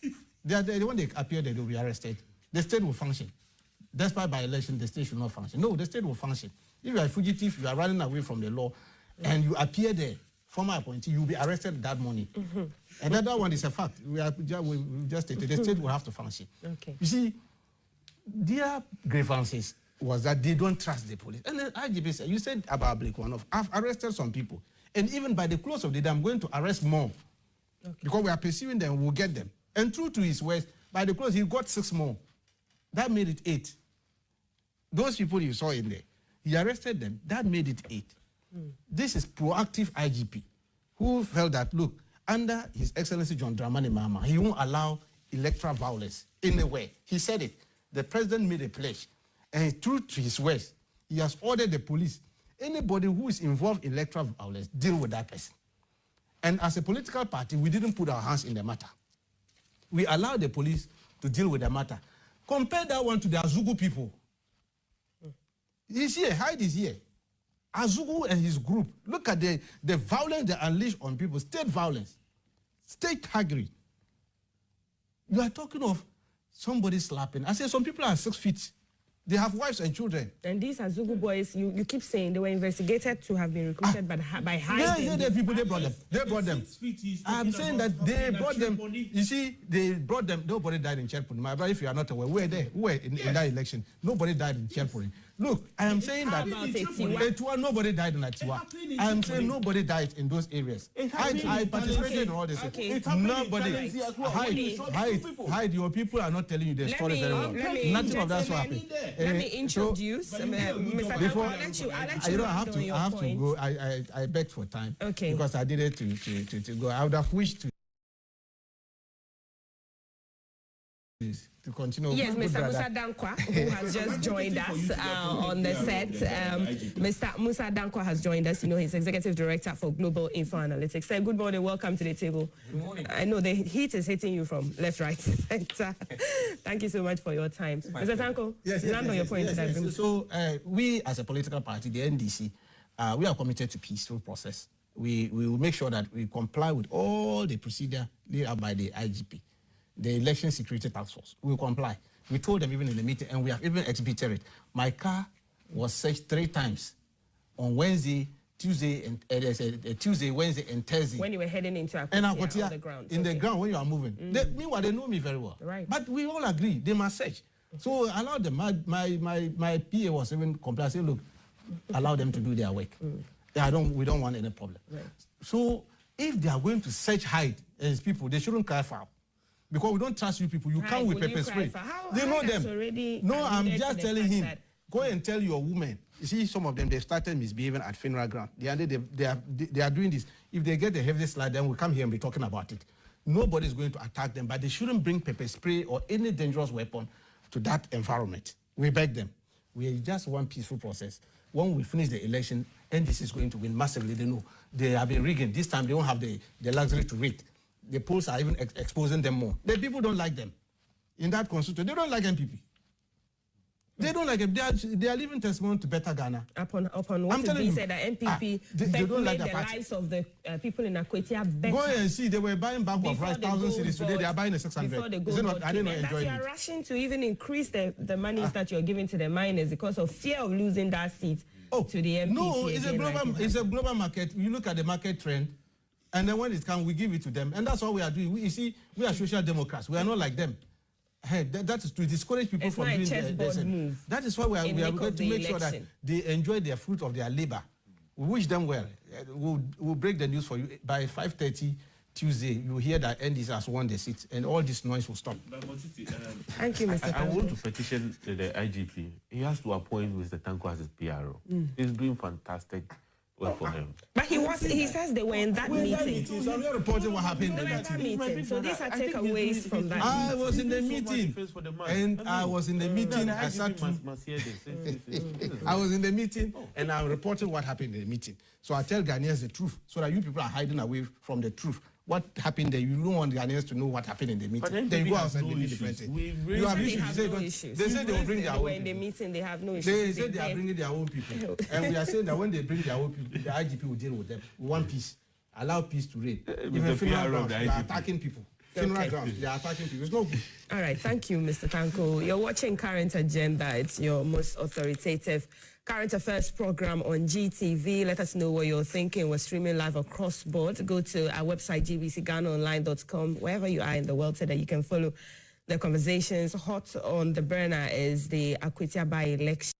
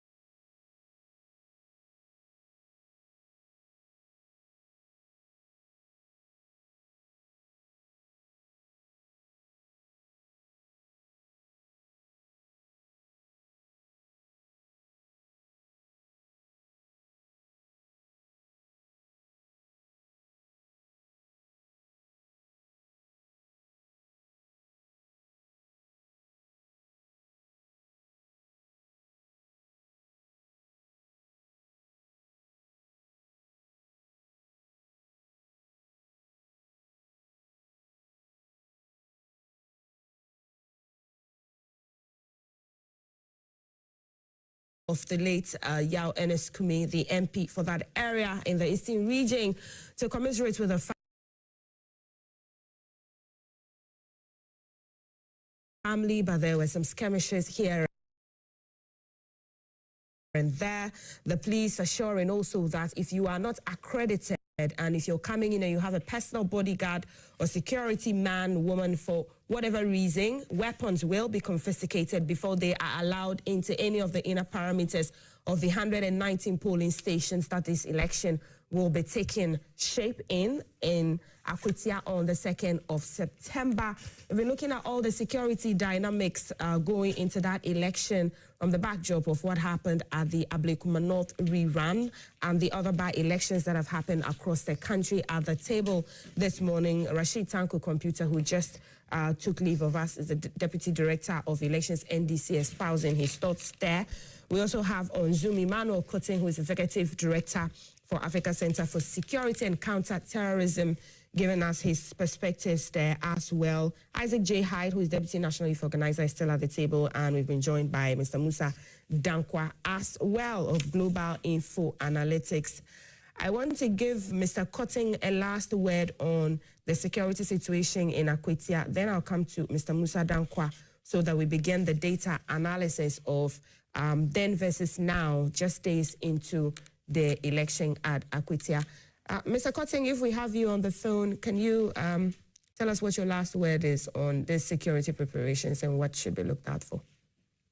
Okay, we'll reconnect with Mr. Cotton. I guess I have to come to Mr. Musa Dankwa now. Mr. Dankwa, lots from... it must be a hot one, you know, looking at all these dynamics involved in going into the Akwatia election, what the parties are doing looks to change the tide of your data and your analysis of how the election will pan out. They say they're adding more fees to the miners to cushion them. The NPP is saying that, look, in that diamond-rich constituency, we're already better off than the 8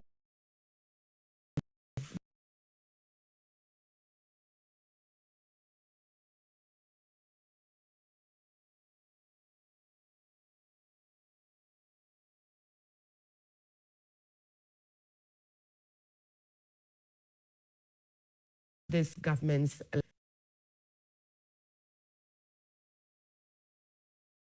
Tell us how interesting finding the data, analyzing, compiling. The mining aspect that you just mentioned. We spoke to the voters in Akutia and asked them on how they vote. And only 8%. Wow. Wow, 8% mining issues. Economy, about 13% mentioning education, 10% mentioning jobs, and 8% mentioning the Galamsey. Okay. So on the basis of that, the Galamsey will not drive the outcome of the election. No. Because this is more like a local election. And remember, the prices or the amount paid to the daily the market. Right. So they are paying a fixed day. When it comes to, they will give 500. And that will continue maybe until maybe the price where a time where the impact on those who own the mines becomes significant, then they can negotiate better terms. Okay. So that will not really affect the outcome of this election. And then even among those who say it is important, only 48% prefer MPP's candidate and 47% prefer NDC candidate. So it's broken in the middle, tied virtually on the issue of Galamsey. So nobody has a clear advantage of the Galamsey issue.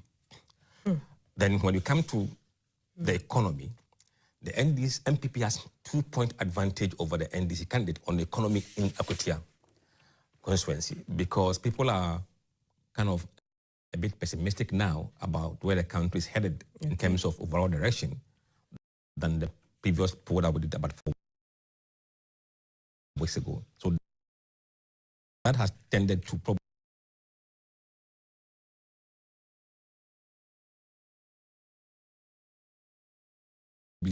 give MPP on the economy.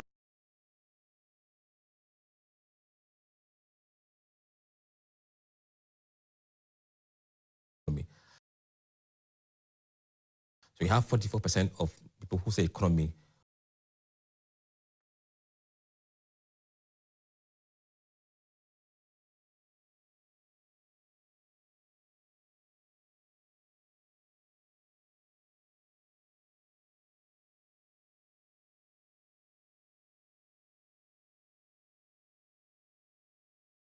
voting for MP's candidate and 42% voting for NDC candidate. Almost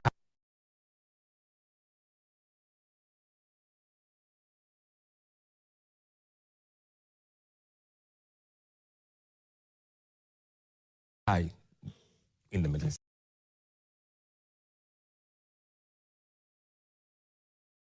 Who are thinking that about 51% of them prefer the NDC's candidate. 10 believe that, okay, let's look at Akutia, have junior high qualification.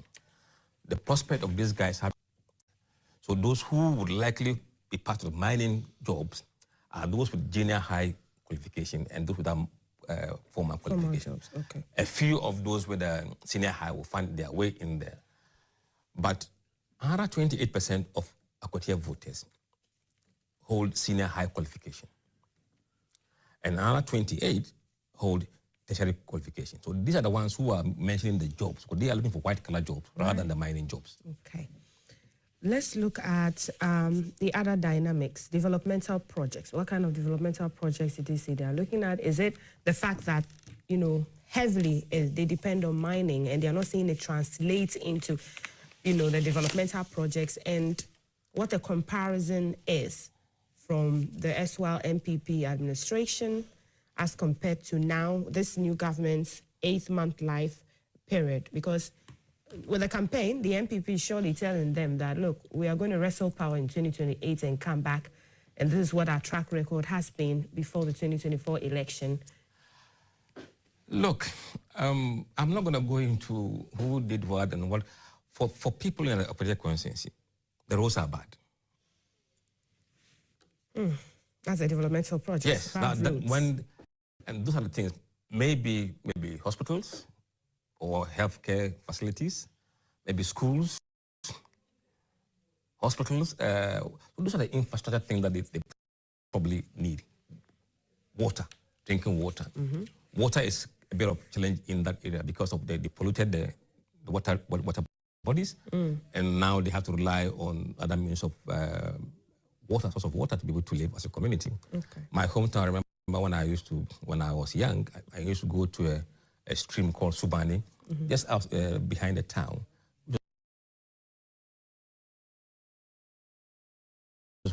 Clean water. We used to swim there. You could see the fishes completely kaput. It's gone. They now pipe extension, local water system to be able to feed themselves. So these are the things these guys are looking for. And in the time they find themselves in, to help bring that. And that has been the problem MPP is having right now, to be very honest with you. Because people will say, okay, we like it, we love MPP.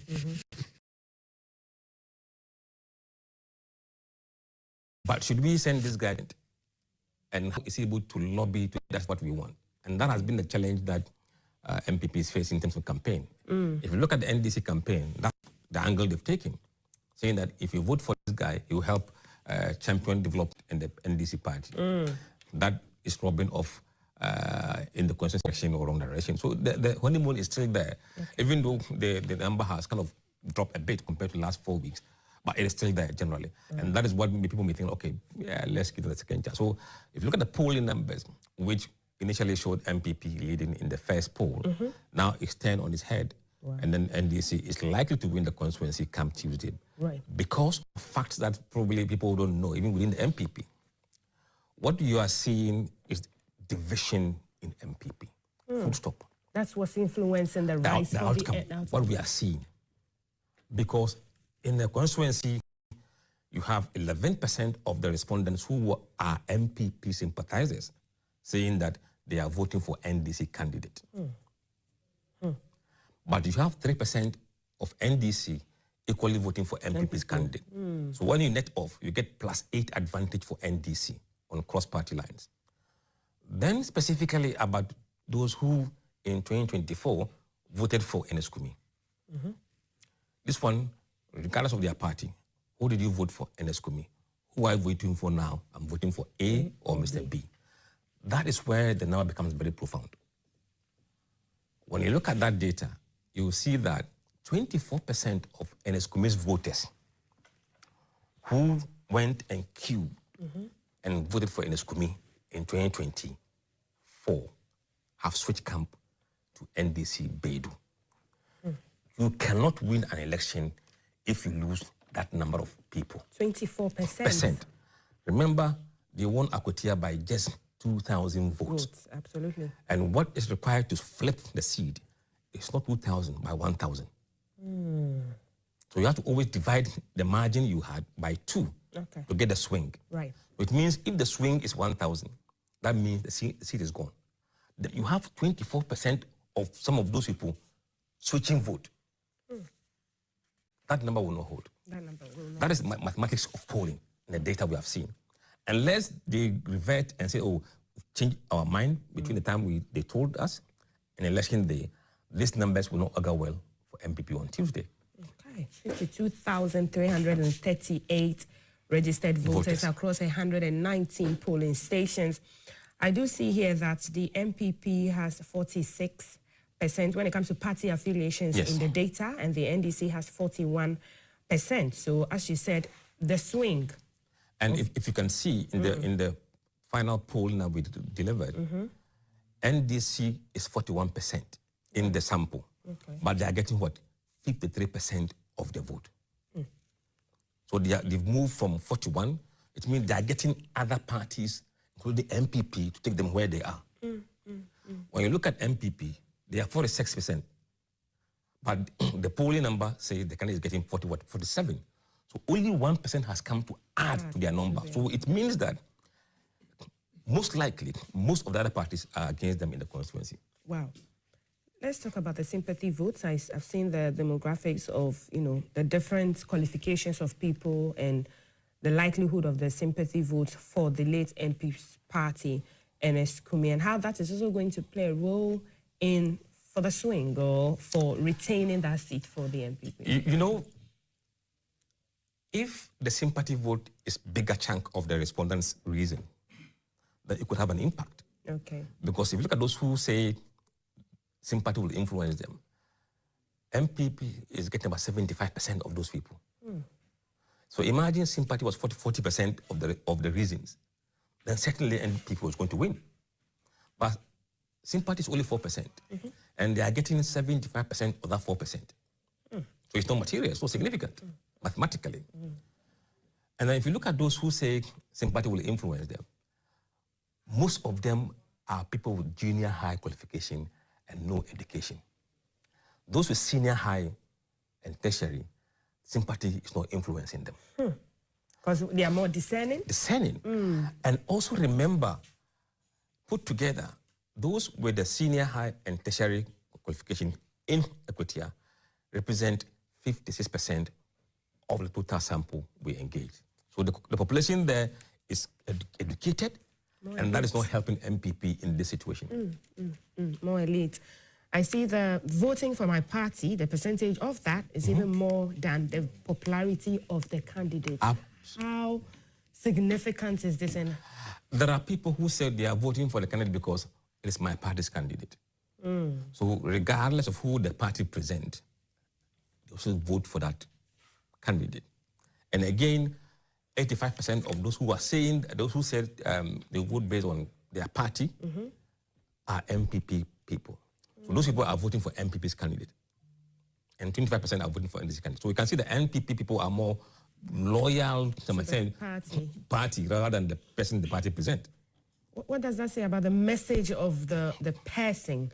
Because if developmental projects and all of this come to play, and these candidates' love or loyalty of a party is more than the candidates who have been on the grounds doing all this campaign and telling them, because they will get to work with the people primarily. Yeah, and that is why those numbers are very tiny.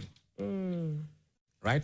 So those who are influenced by that are not that significant. They are very insignificant. So it will not sway anything. So you have to have a candidate who can deliver the key issues. So for example, if people are saying developmental project, if you are an MPP candidate, how do you pitch yourself? How do you pitch your message along these key issues? You must be seen to be running your campaign or your messaging around the key issues. As to how you are able to do that as a opposition candidate is up to them. But they should have pivoted on developmental issues and how they believe that even though he's an opposition candidate, he can work around that issue and still get them development. If they can't do that, they are in trouble. If you look at education, economy and education there, it's about 15%, because this election is really local. That is why development projects are quite higher in terms of proportion. In the national election, you don't see that kind of priority. You normally see economy, jobs, education, and the rest. But since this is a by-election, local election, it's more local than national. Right.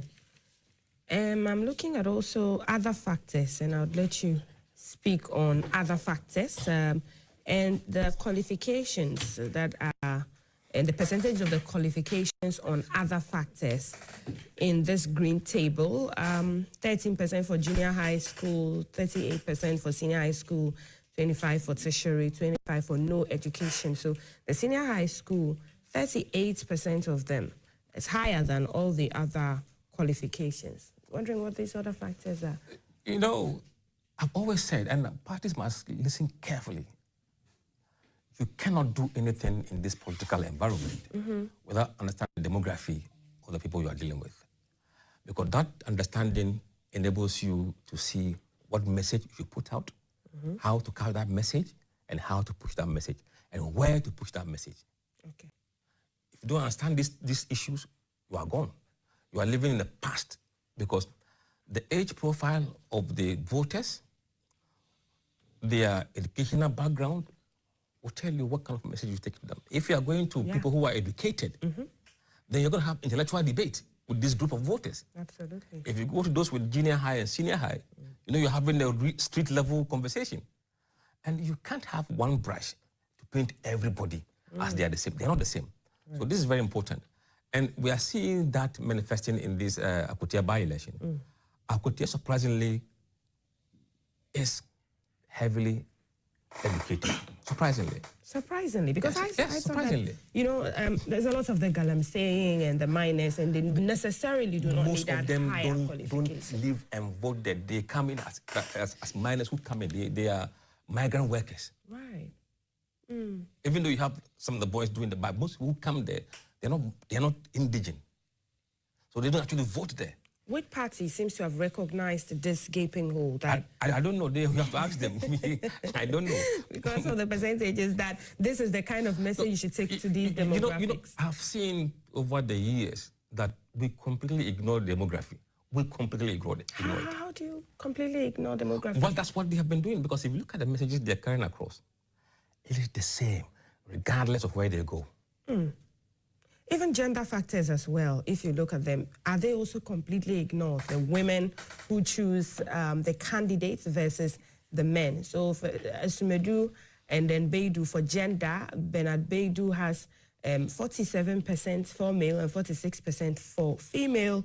Solomon Asumedu has 42% for male. This is even for Asumedu, both the male and the females. The percentages are the same. We know that women also create a critical role in these communities and how they develop. You see, what we must understand, or these folks being police must understand, is that when it comes to even turnout, women are more reliable voters than men.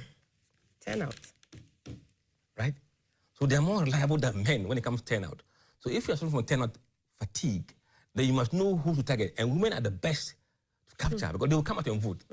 Once there's security, assurance there's no violence, they'll come out and vote. But once there's hey, they don't come out. Okay. It's the men that come out during tense elections. So all this feed into how you approach the elections. And women who have their soft issues, what are they concerned about? Okay. You must know. Men's concern and women's concern are not the same. Absolutely. In the last election, women were more concerned about education than men. Oh. You know why? Why? Tell us. When they ask for, the woman. It is. The man just put money on the table, but as to how and what you get for the child to go to school and other things is the woman. It's the woman. She's the financial and that is why the free education was much popular among women than among men. Right. And we saw that in the way the women were voting in the last election, and that even the gap between Mahama and Bawumia was narrower among women because of education. Okay. So this data is quite important, but here, anything goes. Anything goes. That's quite unfortunate. The other demographics I'd like to look at is the people who do not vote because of anything, the floating voters. What would be some of the reasons that would influence them? No, they are not floating voters. Okay. Those who are floating voters are people who don't align themselves to a particular party at all times. Okay. Today they are here, NDC. Tomorrow they are with Butterfly. Next time they are with NDC, MPP. They move around based on the issues they care mostly about in an election. They're not extremely partisan. They move. And they're the ones who normally decide who becomes president in this country. On the average, they're probably around 15%, 20% among the voting population. So once you get that chunk number, you are home and dry. I wonder why the third force that we say we seem to have or we should have doesn't look at, getting that chunk of that percentage to cause a great upset, because then they don't go to the big two parties. The problem has been our constitution and the way we run the first past the post system to parliament. It is important that we allow other voices rather than MPP, NDC to be seen on television. That is where you begin to make the smaller parties relevant. Right. Every day, it's either MPP and NDC speaking on the floor of parliament. In other countries, they find a way of another formula that gives 1 or 2, 3 seats to smaller parties based on your total national share of vote. So the number will be there. At least that will be the start that these guys can use to build a platform. Right. If they're not in parliament, it's going to be very difficult. It's going to be difficult. Thank you, Mr. Dankwa. I will definitely come back to engage you on some of the data as well, but let me introduce Mr. Solomon Owusu, who is a senior communicator for Movement for Change. He's joined us this morning. Hello, sir. Good morning. Welcome to the table. I'm good. Yeah. Great to have you. Yeah, good to be here. Okay, I'll pick your initial comments. We're talking Akwatia. We've looked at the security dynamics, and we're just looking at the data, the demographics, and all of that. This is the Movement for Change view, perception, all the lead up to that crucial by-election in Akwatia. Well, good morning to my co-panelists from where I sit. But for bragging rights, this election, there shouldn't be any tension in it. I mean, what are they fighting for? The NDC already has an overwhelming majority in parliament. The MPP knows they are in the minority or minority are supported. And this is not going to change any dynamism or dynamics in parliament. But it's for bragging rights that the MPP wants to make a case that their party is regrouping, the base is regrouping, and that come 2028, they will capture. They will make a lot of noise should they win this election. The NDC also wants to say, I tell Ghanaians that 9 months into the administration, their government is performing, hence the reason why the people of Akwatia entrusted the seat for them. So that is why there seems to be some tensions in there. You know about the poll. He has given you the data there, right there. But underpinning all these data is what we call all things being equal. So if all things are to be equal, it will happen. If all things are not equal according to these various interviews or surveys that you conducted, and there is a shift in position. My attitude, and judging by the data, none of the parties can say that Akwatia is their stronghold. Because if you judge from 1992 to date, NDC has won it 4 times, and the NPP has won it 4 times.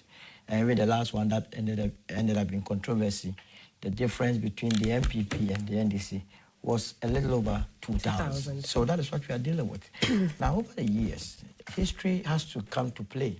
That when you are going into a by-election, there are 2 things that determine the outcome. You can have other situations which fall out of the graph, but usually in a swing constituency with such a narrow vote margins, the likelihood of the incumbent party winning is very high.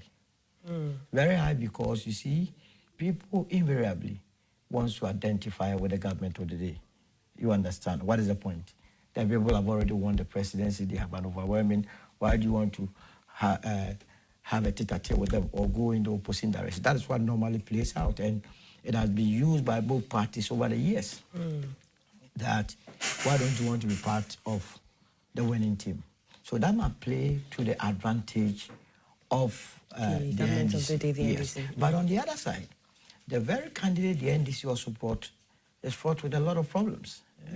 Now, I have a lot of people in Akwatia who believe that he shouldn't have been. And I also had a problem with the fact that, you remember the NDC was in court challenging the outcome of the election, that indeed their candidate won. If that was anything to go by, then why do you change a winning candidate? You get my point? Right. So their candidate is also problematic. But I would not be surprised at all if the NDC wins the seat. Even with the new candidate instead of the winning candidate. I would be less surprised with them winning. I would rather be surprised if the MPP wins because of how by-elections in a very string seats with the NDC having the incumbent advantage plays out and has played out in the past years. Okay. The IGP must take total control of the place. You see, the security, the internal security of the state lies in the hands of the police. Under no circumstance must individuals dictate to the state authority. It's the reason why it's the Ghana police, not the NDC police, not the MPP police, not the movement police. We are not a political party who would have fielded a candidate. But mind you, let me also announce your listeners and viewers that very soon the Movement for Change is metamorphosing into a political party. Okay. A vibrant one as such. That will give this country a good oxygen. You're going to become the third force that Ghana seems to have been waiting for. Absolutely. And let me also say that none of the two parties that we call the big parties have membership that are more than 2 million or about 500,000 registered.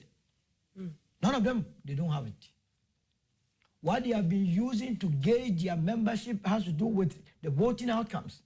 That in the last election, the NDC had 3 million, this had 3 million. These are floating voters. Mr. Dankwa will tell us. Absolutely. If he agrees with this. Yes. Okay. If you go into the MPP, the delegates list, they are no more than 200,000. If you go to the NDC, the same thing. And many a times, the political parties that come do not offer that, as it were, that encouragement. And also has to do with the fact that media houses have played a role. To the extent that these two political parties, NDC and MPP, they are bold enough to even tell media houses that we are boycotting your platform. I said, for Christ's sake. When they boycott, call the other political parties. Because it's by way, just like Musa was saying, by listening to them, their views, their programs and policies, that is what can change the mindset of the people of this country. When they are only treated to these two views from these two political parties, what other choice or options do they have? Once you do that, I'm telling you, things will begin to shape up. And we as a movement, we are not going to allow the media houses to only settle on these two political parties. It's the reason why I started them here. Okay. Because I don't see why they have to be given the opportunity to be espousing their ideas. Especially on this network. This is Ghana Broadcasting Corporation. This is not the annex of the MPP or the NDC. It's for all of us. Right. So I wish all of them the best of luck. May the better person who can represent the people of this country very well win to serve Mandela. Okay, you touted that the NDC may have the advantage when it comes to this particular election. Do you agree to sentiments that this will be a testament of its, work that it's done in its 8 months lifespan? Yes, partly. Okay. Whichever way you look at it, you can have the sympathy votes, you can have, but the core of it has to be linked to the economy. Akwetia is predominantly a mining area. You understand? Whether or not the government's policies on mining is gelling with them will also come to play. And so we must view it from that angle. As for sympathy and those that don't believe in it, it's lazy minds that always want to rely on sympathy. Sympathy for, we are not doing, there is nowhere in the Constitution that talks about sympathy, voting based on sympathy. No, but people die, their emotions, people are touched. Some have failed the widows of these candidates, and they are voted for. But if emotions were anything to go by, if people were going to rely on emotions, then it means the party should always and always replace those that are deceased with family members. But in this instance, the candidate that has been replacing, that has been fielded for the MPP, Ernest Kumi, he's not from Ernest Kumi's family. In fact, he contested in the last election. So where would the sympathy come from? That can even lead to apathy. Because I saw a video immediately Ernest Kumi died by some women group who purportedly come from the MPP, saying that the death of Ernest Kumi was rather the pressure that was mounted on him by MPP members. I saw that video with my naked eyes. Instead of the NDC, Absolutely. that was with him video. contending. Yes, that was the first video I saw. Seat in court. Said they pressured it. I mean, the court, if I go into an election and I know for a fact that you rigged me, you think I'll sit down? I have to take you on.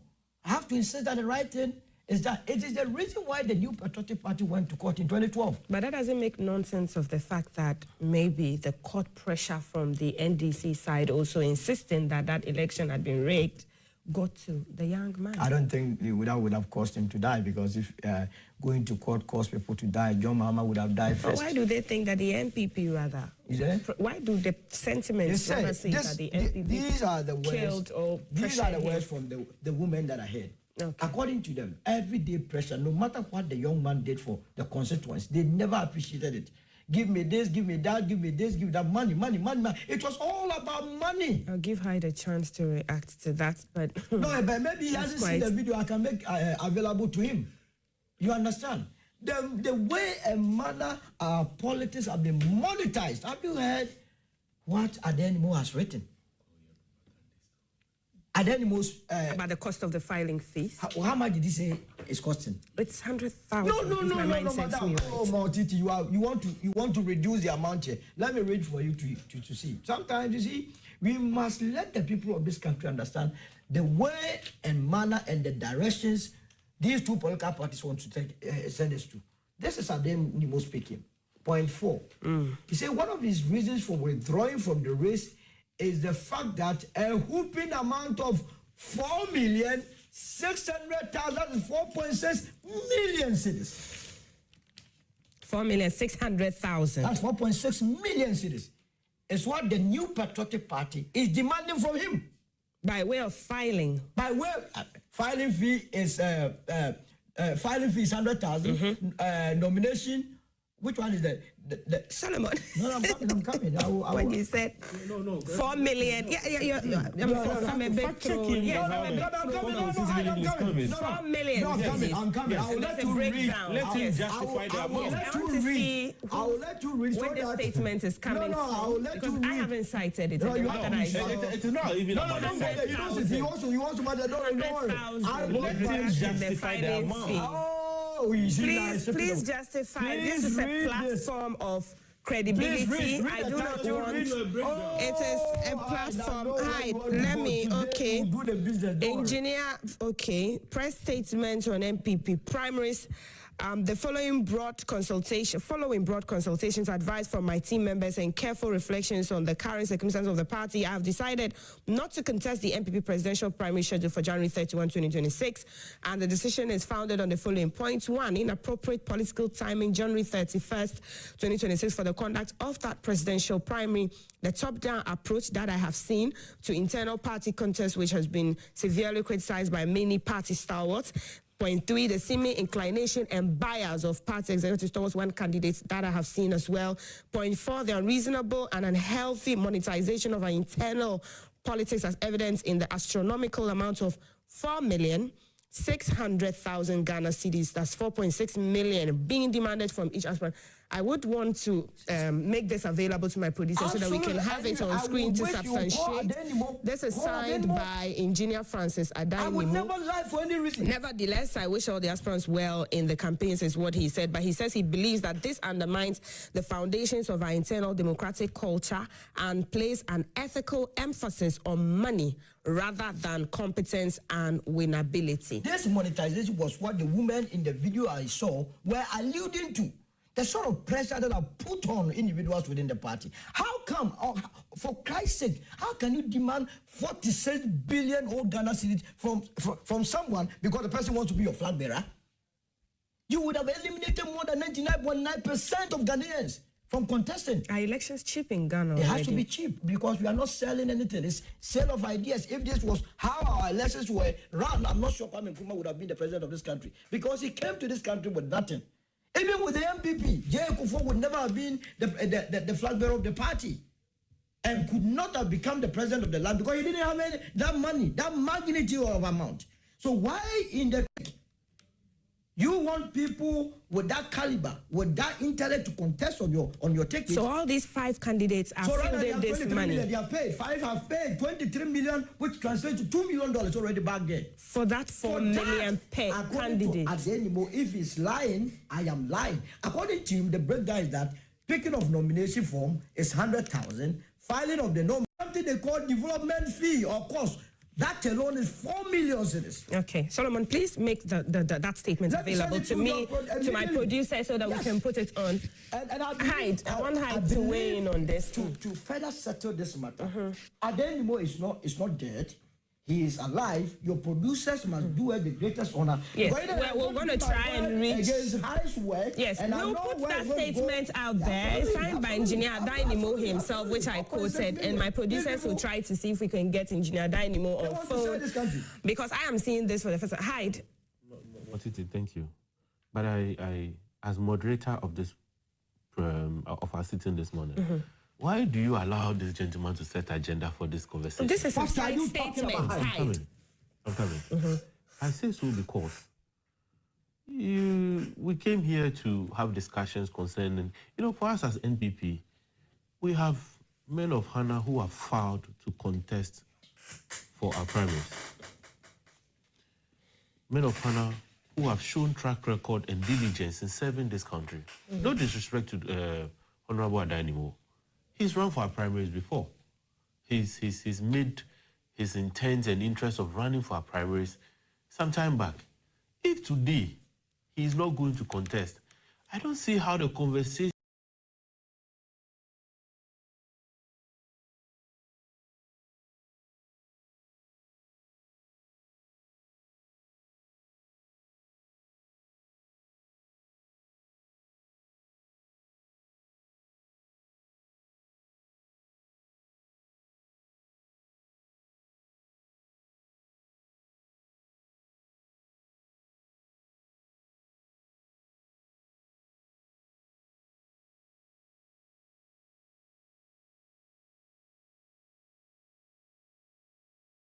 shift from the important. You said I should fact check him. I have seen my former TESCOM president and hardworking, eloquent Pearl, who has worked as an aide to Honorable Alan Chairman, today working for Honorable Kennedy Ejapon. He knows what I'm talking about.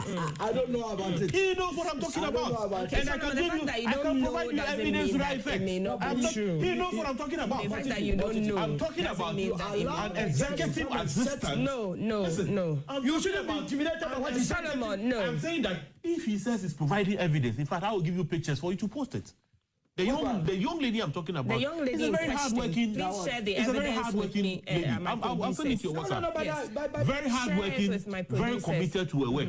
Now, but what she has served as an aide to Honorable Alan Chairman for has years. switched camp to Today, the she's MPPs. back. That is his own. One of That the is her own presidential today. aspirants. You see that the narrative has changed. That what? You see the narrative. He claims he didn't know her. Okay. But I'm saying that I am even surprised that today Afafranto is saying that they are even metamorphosing into a political party. That's a welcome call. But I'm even surprised that they even believe that they have members, because even to build the foundation of their party are running back to the MPP, and we welcome them. Okay. But then, I'll give you time to react. But Hyde, I want you to speak to the issue of the money. 4 million Ghana cedis, yes, per candidate. You see, the NPP issued a statement, which equally I'm going to share that as well with you, concerning the processes for our elections. We stated that there is a nomination fee and a filing fee.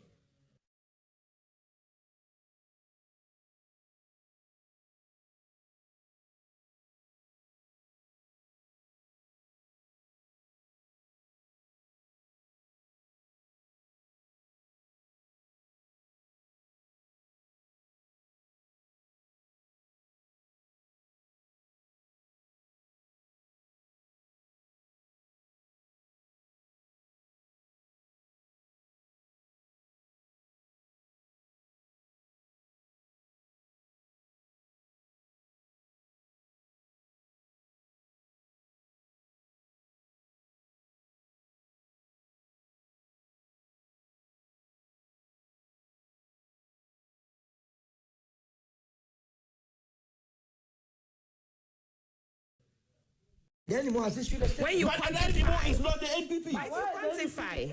I'm saying that. Listen. When you quantify all of what you're saying, the MPP spells out as the processes. Has issued a statement to the effect that filing fees of 100,000 and then nomination fees of 100,000, filing fees of 500,000, making 600,000. And I don't think that any serious person who is desirous of leading a political party that has a national representation and beyond the borders of Ghana, including international branches, and the person cannot afford to raise that amount of money. As much as I'm very much against monetization of our political system, I think that every person that is desirous of leading, even a constituency, must be resourceful enough to be able to finance such a project. That notwithstanding, I also say that Solomon, the conversation should not be shifted I'm very much interested in discussing the wonderful personalities that has been bold enough to come and express interest to lead the NPP. But your party... We should not shift the conversation from this important conversation to somebody who, one, has not even bought forms or, let's say, expressed an interest to contest. So your party is not accommodating... He only issued a statement. Your party is not accommodating There's to somebody the who puts up party member who cannot afford this 4 million. I'm saying that you are the one mentioning the 4 million. It's in that statement that I'm saying that is where the problem is. The problem is that people have gone to buy. The NPP hasn't issued a statement of 4 million. Because I have not seen it. I'm a national officer of the NPP. I have not seen 4 million cedis. And that is serious. And that is serious. And I'm saying that. You don't know it. Solomon, allow him land. And I'm saying that I have not seen it. He has seen it. In any case, I have been out of the country. Guys. I came back 2 days ago. Put that aside. What will... I am saying that the NPP has stated that there's a filing fee and there's a nomination fee. There are people... I have seen billboards across board. Someone like Nana Opon has stated that he's interested in leading the NPP. At the end of the day, he didn't buy forms. He didn't contest. Why have we left the important personalities who have gone through the processes to file their nominations and are campaigning across the country without any reservations to go and discuss somebody who has issued a statement without even having bought forms? If the person wanted to make change in NPP, the person could have necessarily even filed and said that, you know what, we need to make changes. So long as the person didn't file, the person is not part of the process, we shouldn't discuss it. Let's focus on the NPP and the people. So, but he's talking about alienation of party people. And I'm saying that. Loyal party people who want to be able to contest fairly with these 5 candidates, aspirants, and be able to lead the party and the country. Let's even assume. You are not assuming he has issued a statement. I am saying that Afrafranto, I won't come here for the Afrafranto to come and set questions for me because as I speak to you... Afrafranto is not setting questions to you. They are trying to be accountable to the people of Ghana. That's what we're doing this morning. It is Adanimo who has issued a statement. Be accountable to the people of Ghana. It is Adanimo who has issued a statement that 4.6 million whatever.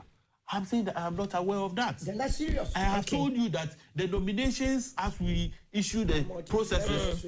The processes people have filed. For us as a political party, we are focused, we are on the grounds, we have opened the processes that right after Kutia, people can go ahead and engage. I'll come to you, Hyde, so that we talk about the 5 candidates. That will be going into that election because that's important as well. Solomon, I'm giving you a minute. It's very important. My brother Hyde knows that what he's doing this morning is just not right. First of all, he's fully aware that 4.6 million was being demanded from aspirants. And then he couldn't have filed because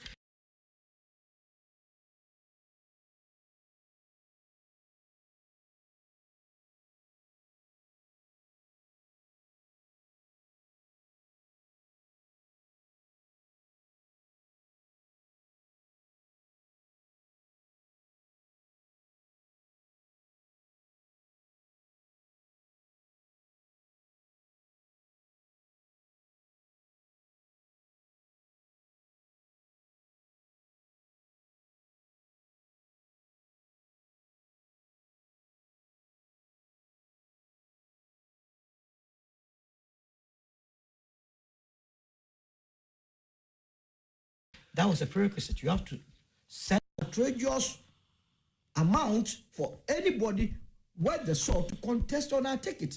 This is monetization of our body politic. And it is some of these reasons that leads to corruption and our inability to deal with issues such as Galamsey. Okay, Solomon, you brought that statement. Now, let me also let our viewers and you know the statements that Hyde was alluding to, that he knows that the NPP has put out. And that statement says... Please tell me the day that statement was issued. Okay, I'll get to that. But the statement says that nominations for the position of the party's presidential candidate shall open on Tuesday, July 29, 2025, and close on Thursday, August 28, 2025. Nomination forms will be obtained from the office of the General Secretary. And that's what you have on your screen, viewers, and you can go through with me. Any member of the party wishing to apply for nomination, the party's presidential candidate shall obtain the nomination forms after paying a non-refundable nomination fee of 100,000 cedis. Bankers draft in favor of the New Patriotic Party headquarters. The filing fee, 0.5 for the presidential nomination is 500,000 Yes. Ghana cedis Yes. to be paid in bankers' draft in favor of the New Patriotic Yes. Party headquarters. As aspiring presidential candidates shall be required to pay a development fee as determined by the National Council. Oh la la! Have I not been vindicated? Where are the permutations that add up to 4 million? 600,000. Where are the permutations that add to the 4 million? Read the last. Because you're not a spokesperson for Mr. Dainimo. I just want to. Just read the last paragraph once again. Let us all go through it. An aspiring presidential candidate shall be required to pay a development fee as determined by the National Council. Fantastic. So what it means is that beyond the filing fee, there will be some amount of money that will be paid. How much is that amount of money? Ademo is telling you that amount is 4 million.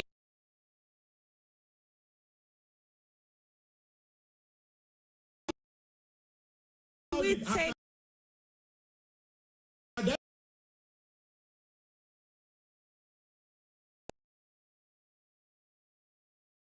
I'm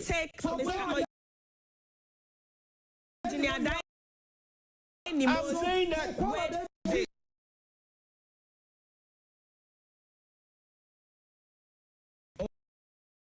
was on July 20.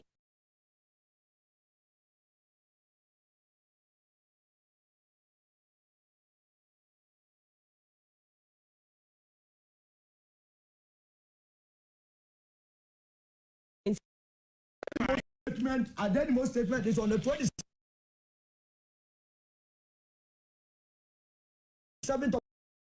of August. Okay. 27th of August. 3 days. What is this? I want us to move to the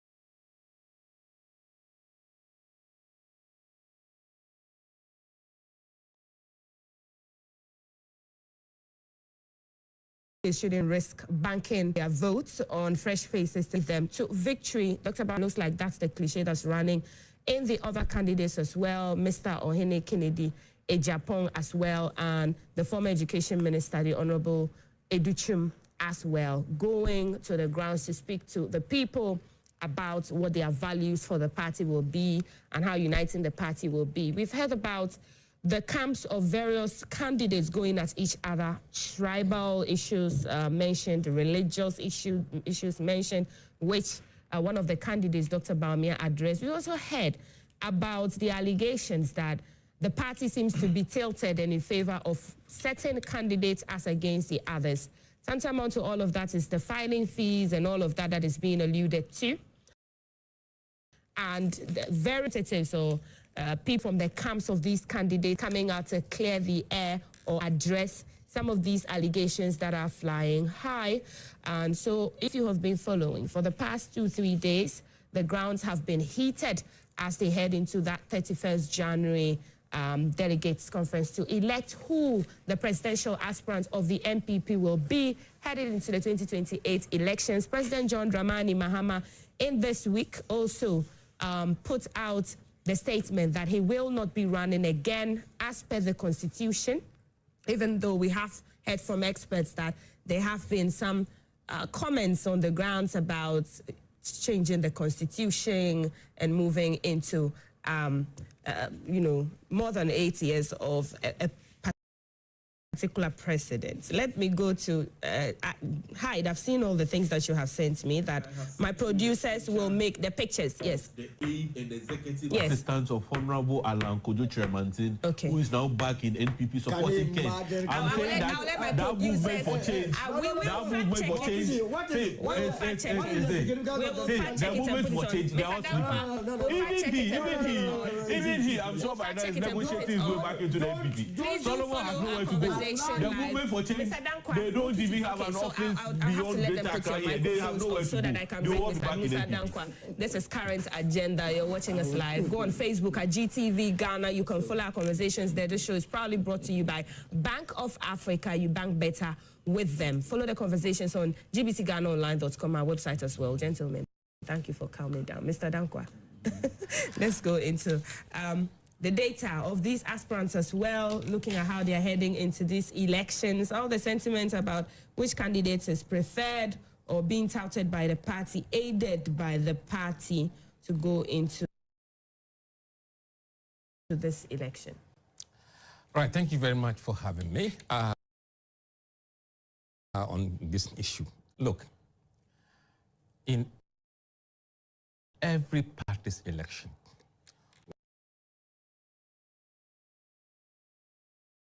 whether in government or in opposition, there will be a